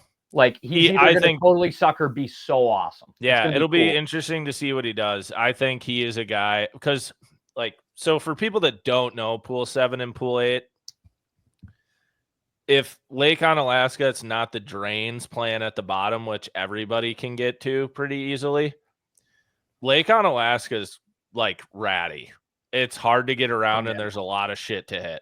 Stumpfield City, brother. Yeah, and the guys who do really well up there know how to get around, and Pat knows how to get around and to get to stuff that nobody else will get to. So I think, yeah, like you said, Sobi, I agree with that. He's going to be a big hero or zero at this one. I'm picking Bob, but I totally believe in my heart Pat could win this tournament, no doubt. All right, bucket C. Actually, an awesome pick. Let me just double check that he's in this. Is my boy, previous guest of Pass the Barb.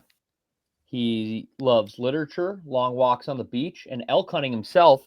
Brandon Polinick. Brandon Polinick performs on the river. He's the type of guy that is willing to risk it. Brandon will be in the same case. He's either going to do not great or he's going to maybe make a run at this tournament. Yeah. BP. I like a BP sneak pick. And BP's got a little momentum off doing kind of some sneaky stuff from St. Clair. I feel like that whole spillway catch that he had was kind of like I can do whatever I want to do to get a bite. I'm gonna make him bite. Well, and don't forget, he won this year. Yeah. He's got to win. Yeah. Like he doesn't care, dude. Like he'll be like, I don't care if I lose. And those are the guys that are the scariest on the water because they don't care. They'll go. And he's done well here too. Not this time of year, but he's done well in the rib. Dude. He's been here a lot, which is a big help. All right, bucket D. Old school basser will translate well. He's been here many times. Old Greg Hackney. You think somebody gonna flip a cut bank better than Greg Hackney? No. Nope. Greg Hackney. Watch him perform here. And then bucket E. I agree with Bart. It's a tough bucket. I'm in limbo. Part of me wants to pick Buddy Blake Caps just because he's our buddy. But you know what? I'm gonna go with Matt Robertson. Coming off of a huge tournament on St. Clair. And he's kind of like, I feel like he's an emotional guy from all fronts. He's like, I'm either the best right now or the worst right now. And I feel like he's feeling himself after a smallmouth tournament. I know he's not a river guy. He's a Kentucky Lake TVA dude, but watch him surprise us here. Watch us. I just think he has momentum, and sometimes that in fishing can outweigh strengths. I agree. What do you guys have for a weight? I actually went, I feel like slightly big for lacrosse. Oh, really? Okay. I went to 70 pounds, 6 ounces. Oh, wow. Yeah, I did not go that high. So a little over 17 a day. Okay. And I'm doing that just because, dude, Pool 8 and 7, all the last 2 years have been pumping out big weights. Yeah, you ever look at those local derbies or just it's taking 20 pounds all the time now. Which is crazy. And it's locals and it's 4 days, but it's like I just think the weights are gonna go up. It just seems like there's more big largemouth getting caught, and it's just fishing really good. And like I said too, current's been moving. There's more high water this year. Like that moving water on the river helps a ton. There's sometimes they get here and the water's really stagnant, and that makes it not good. Yeah. I just can't believe the amount of like 5-pound bass that are getting weighed in on those pools. Like 5-pounders. Yeah, guys like are a weighing 3.5 used to be like, holy shit, you're doing something. You're like, yeah, like that was your kicker. Kicker, Mhm. dude. And guys are just like weighing in 5-pound bass. Oh, it's Yeah. weird. Yeah, there's a lot of bigger fish in there right now. Well, I had 62.10. Yeah, I think that's a great weight. Yeah. Little over 15 a day. A little I more think that's pretty- conservative, but like I don't think the people that catch big bags are going to be able to do it every day. That's all. I agree. I'm more basing on mine going like 20 and 15, and you're more basing off of going like 16.5 or 18 and 12. Yeah. Like something like that, which happens all the time in lacrosse. So right. I did 65.4, so that's basically like 16.25 a day. Yeah, averaged out. I that's maybe what it'll average out to be. Guys will. I think we basically. Yeah, we have the spectrum covered. It's gonna fall somewhere in there. Oh, There's part of me though that thinks that's low. Like I actually lean like more toward Bart. Like I don't think they're gonna smash them. I think there's gonna be like. It's just the weights have been so big. I'm just like I feel like the weather this week could dictate so much. Yeah, there's a lot of rain coming. If this rain actually comes as forecasted, like it could really fuck some shit up. It's gonna get high and dirty, dude. But there's clean water to be found. Sobi had to deal with that there for the Champions Tour. Yeah, there's always stuff to be found. That's the thing. Is why like this is a question I asked myself, and I want to ask you boys. Like, why are we not going? We could. I think I have something going on. Oh, I do. Busy. I am. Yes. With what? I actually cannot say, but I am busy. That sounds what? cool. That's so sus. That's the most sus thing I've ever heard in my life. I'm gonna text you guys, and you're gonna go, "Oh, I cannot. I got to do something or whatever."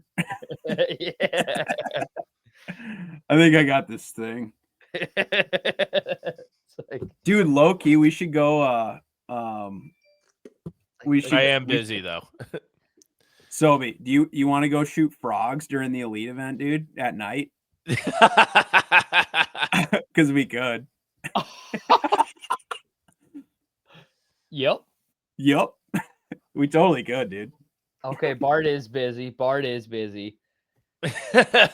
that's not a 4-day event. Like, there's part of me though that wants to like rent a long lens and we'll just rat around and like let's just get some photos, maybe some cool slow-mo video shots. Like, just go watch it. Like, we bring the Traeger boat down. Yeah, like we should be there. There's incredible bars in lacrosse. After day 2, we figure out like who's doing the shittiest. We get directly upwind from them and we just grill meat the whole day. At the lock, dude. When people get locked out, we'll be like, you need brats, dude. Boom. Oh my gosh, we should just go cover this event from the lock only. If something happens, that would actually. You want to talk about getting views? If you just every day launched in Dresbach at that landing right there, yeah, right there, and drove to the lock, and you were like, "All right, we go live at 2:00." Hey guys, and then a barge starts rolling in, and you're like, "Here we go." We're here with Trey McKinney locked out as Ryan is cooking him burgers. What do you think, Trey? I don't care. I don't care. Well, since you're not weighing those back, calling us like, can we get in live to your stream? Yeah, sure. Yeah, since you're not weighing any of those, you think maybe we could bum one off you? Yeah. We'll fry him up right shore here. Lunch or catch and cook from neighboring state Canada. Oh, how sick would that be? The lock is sponsored by Shore Lunch, dude. And you just fillet all the fish that don't get locked through. Oh my gosh. Yeah. All right. Maybe we should chat. Don't get mad. Get even. Let's flay that fish right now. Sure. All right. Maybe we should talk about next week potentially. Oh. Like right. it's not that far away. Like I just feel like No, dude. I said, I'd go down there time just they come for the here. frog, I'm like, I dude. feel like we're so sick to not go. Like we only Yeah. live once. Like we're Yeah. sick to not go. The best part is like we wouldn't go, and then we'd complain, like, dude, they never come here. Yeah, and then we'd be like, yeah, but we don't go. And Bart's like, I'm busy. I'll text you. I'm busy. Yeah, yeah. Oh, yeah. We All should right. think Well, about it. this is getting long, but I think we got to hammer this way in out. This is a quick one. Fuck. I was hoping we were gonna skip it. I did not prepare. I didn't either. Let's so I'm rip it kinda- next time. Sobi didn't either. Oh, But no, let's do God. it. Let's do it. No, Let's we're run too it. far in. This is too good of a topic, dude. We can't just. We gotta do it next time. I'm low key prepared. I just like to say that. I'm prepared, dude. I'm I ready am to go. not. I'm saying we do it. I'm saying we That's kick probably off. why you end up in kick last off. a lot. No, kick I off want to the see next Bart. one I want to there. see Bart think on his feet. Let's run it. Let's run it. Let's Okay. run it. I say we do it. We got more topics, dude. We got more Yeah. topics. I ain't Yeah. scared. All right, we're doing it. Here we go. I'll even write them down. What order are we going then? Let's go. Let's go in the order of the fantasy current standings. Oh, Okay. oh, oh. And this is what is it of? The weigh-in This- of? The weigh-in is of the best movie villains of all time. Oh. The best movie villains of all time. Okay.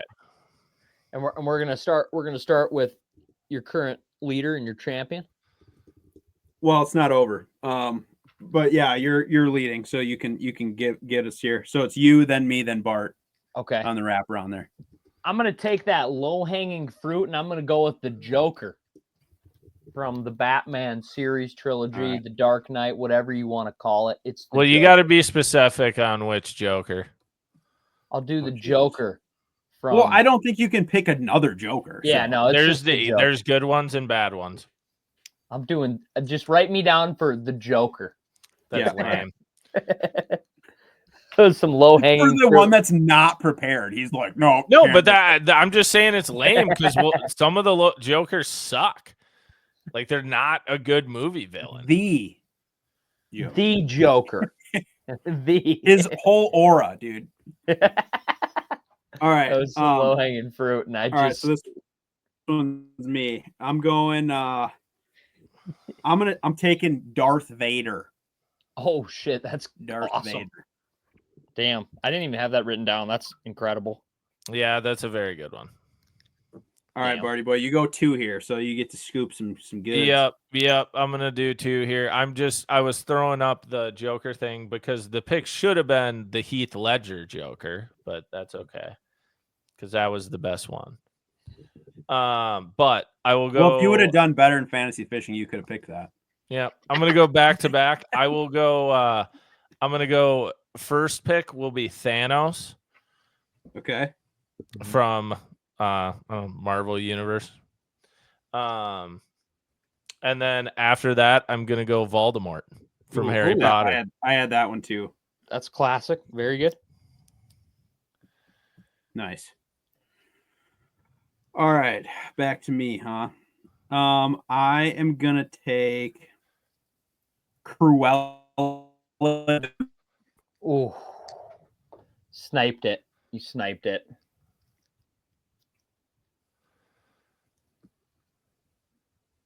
Yep, taking that one. Say it again. You kind of glitched out on me. Cruella DeVille. Cruella DeVille. Yup.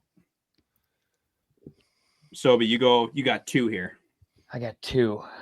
I'll do the evil stepmother from Cinderella. Okay. I consider her a villain. And then I'm going to go Lord Farquaad from Shrek. Ooh, I had that one. That's a good pull. I think he's a dick. He is, dude. He's trying to mess up that ogre love, you know?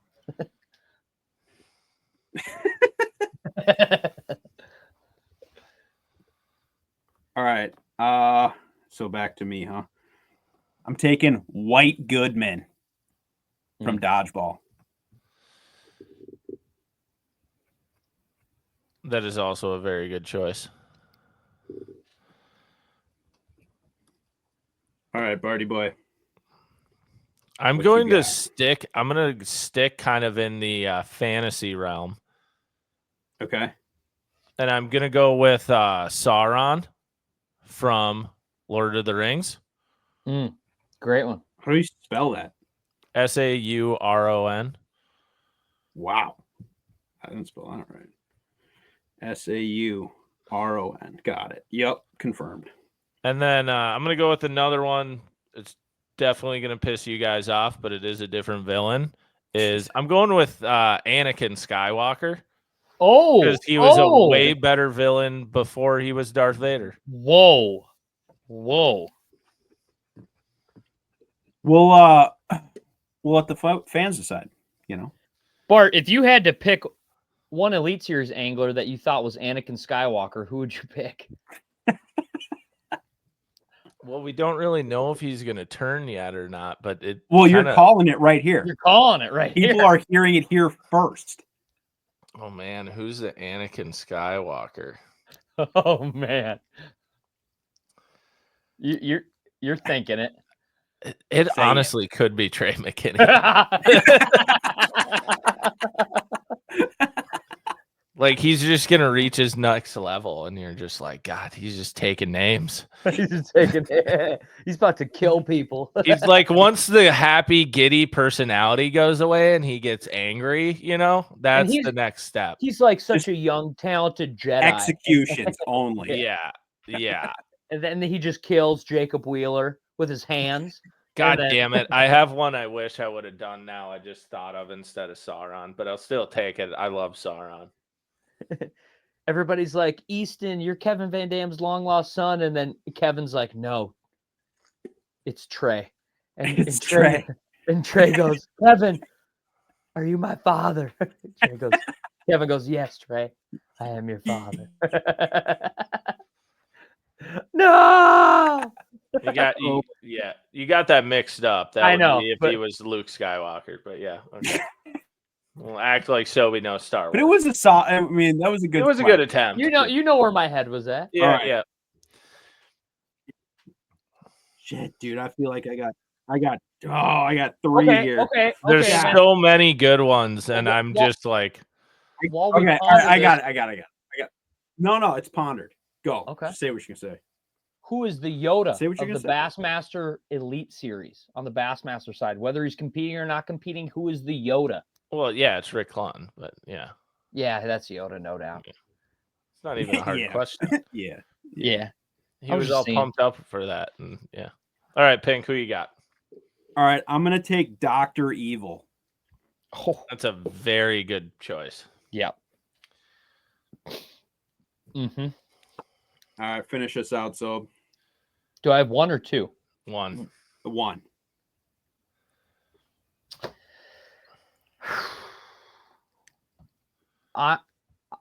I'll tell you his real name, but I want you to write it down different.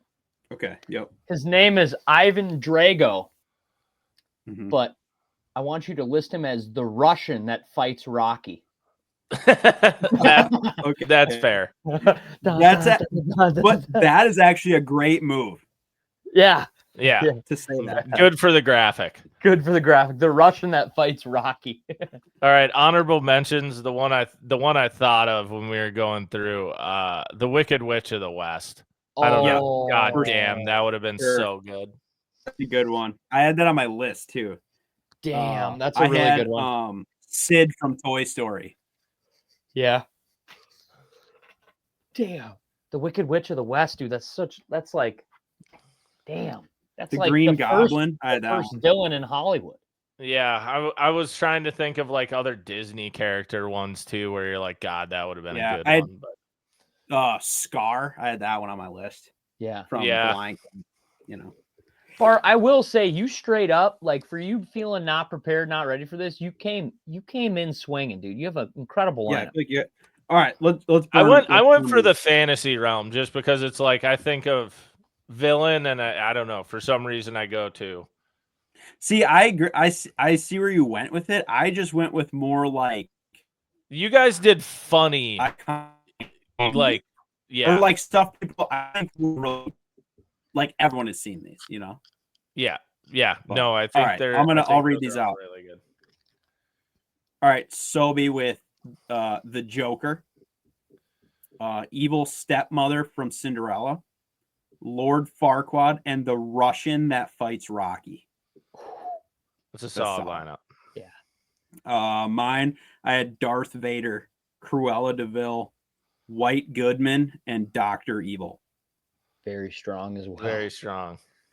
Bart with Thanos, Voldemort, Sauron, and Anakin Skywalker. Very good. The like Anakin these are thing strong. really brings it home. I honestly think that's like a really good anchor. Incredible anchor. I like it. That's a good one. Dang, that was good. We've had some good submissions too. I've been adding to the list. People DM every once in a while, and I'm like, oh yeah, that's a good one. I'll toss it up. It's good to have a backlog, you know. Yeah, We got a shitload of them, so we got to keep ripping through them. Yeah. If you guys like the weigh-ins or anything, or you have honorable mentions that we totally missed, something like Wicked Witch of the West, like please comment, DM us. And like anything. we didn't read even them all. we didn't even do like Michael Myers or Dude, there's so many. Freddy Krueger. Like you didn't even do like Pennywise or the villain from freaking or the main bad guy in Saw. I can't remember his name right now. Jigsaw. Jigsaw, yeah. Like there's Dude, so there's many. There's so many. Make sure you vote. If you've listened this far, make sure you go on Instagram and vote for this. Yes, we will put the graphic up. They get a lot of interaction. They do. A lot. So we got to keep that going. Mm-hmm. And they're fun. Yeah, they are fun. We got anything else, boys? No, dude, I think we beat it to death here. The only thing I just wanted to get out of my system coming into today was I'm really sick of Bass canceling days because of wind. Oh, get it out, dude. I'm really sick of it. I seen you post some long ass comment on Facebook. Well, seen it. They just canceled day one on Leech, and I get it. It was gusting 20 to 28. Dude, don't go to big water. Like that's part of it.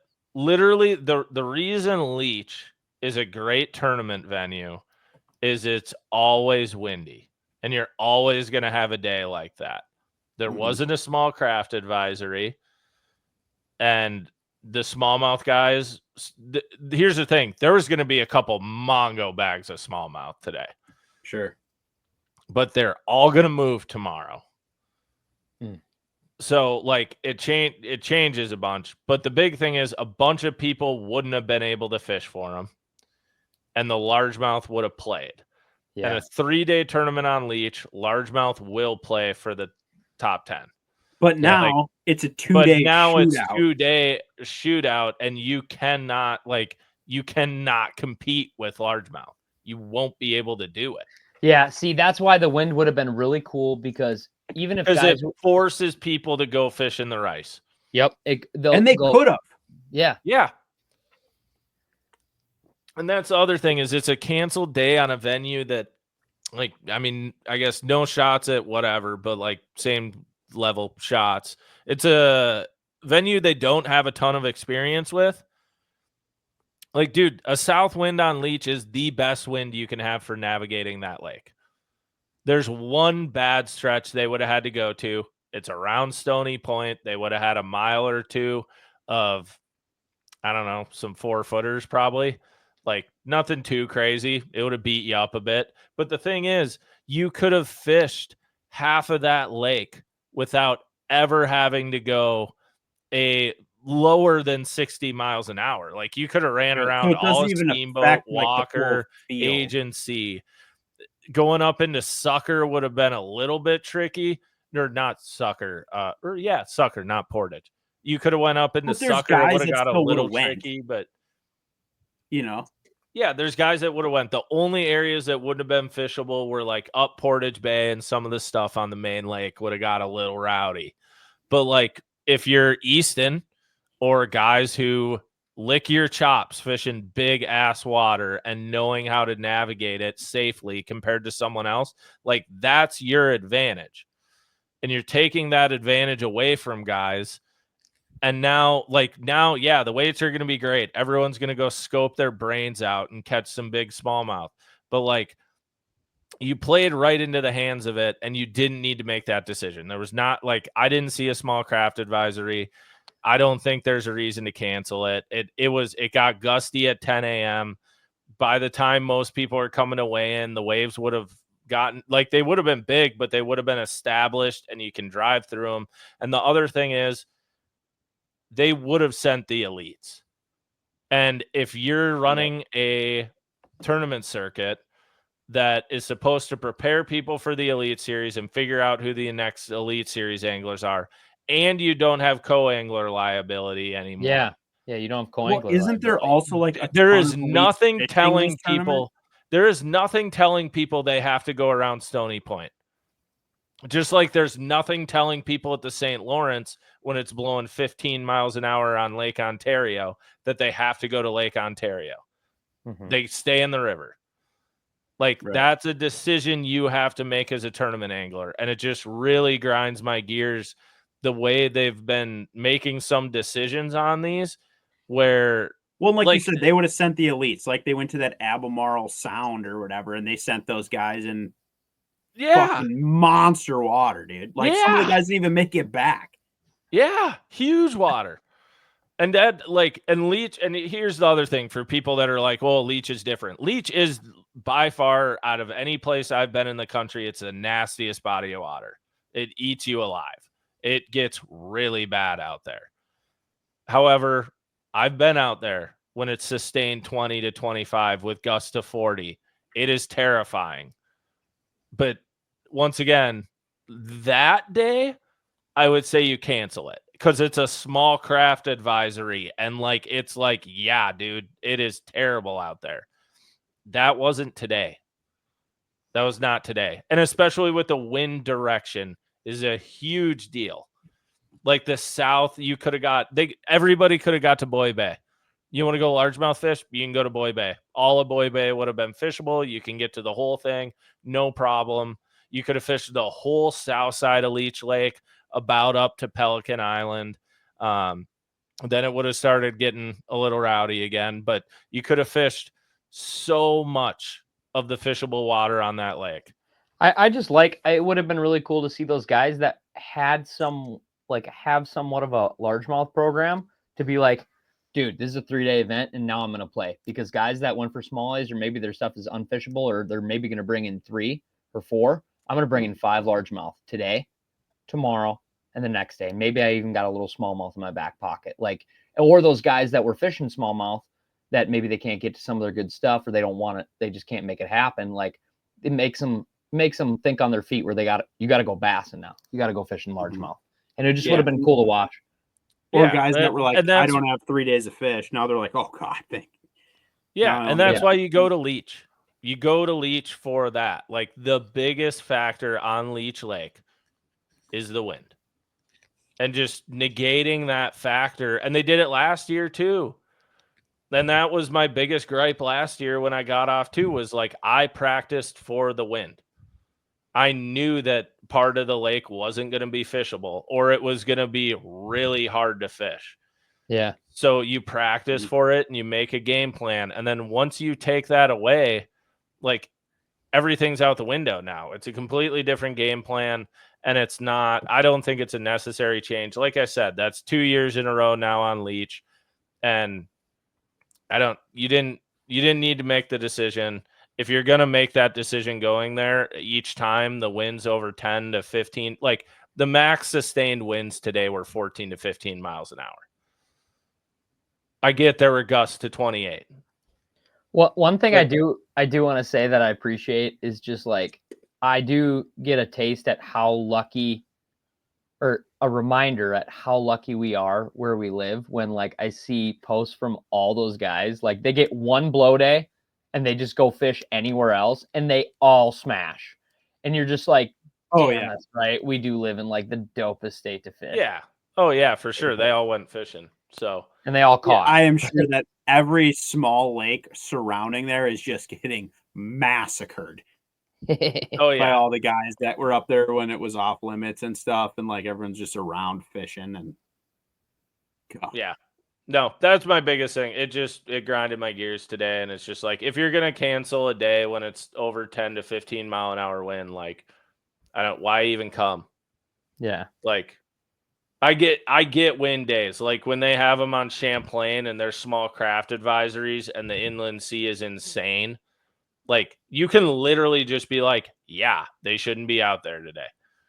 Today wasn't one of those days. And the other thing is, dude, they just had the Bass Nation tournament on Erie in Monroe. And they sent a bunch of nation dudes out there in boats that are not new and not 21 footers. And it got terrible in the second half of the day, and they still sent them. So it's like, where's our line here? Especially with like the top end guys. And on a body of water where you still had a ton of fishable water today. A ton of it. Well, now that's 2 back-to-back, right? In the same division that they did that. No, dude, whole Division 2 of the Opens, all 4 tournaments, they will not have fished 3 days.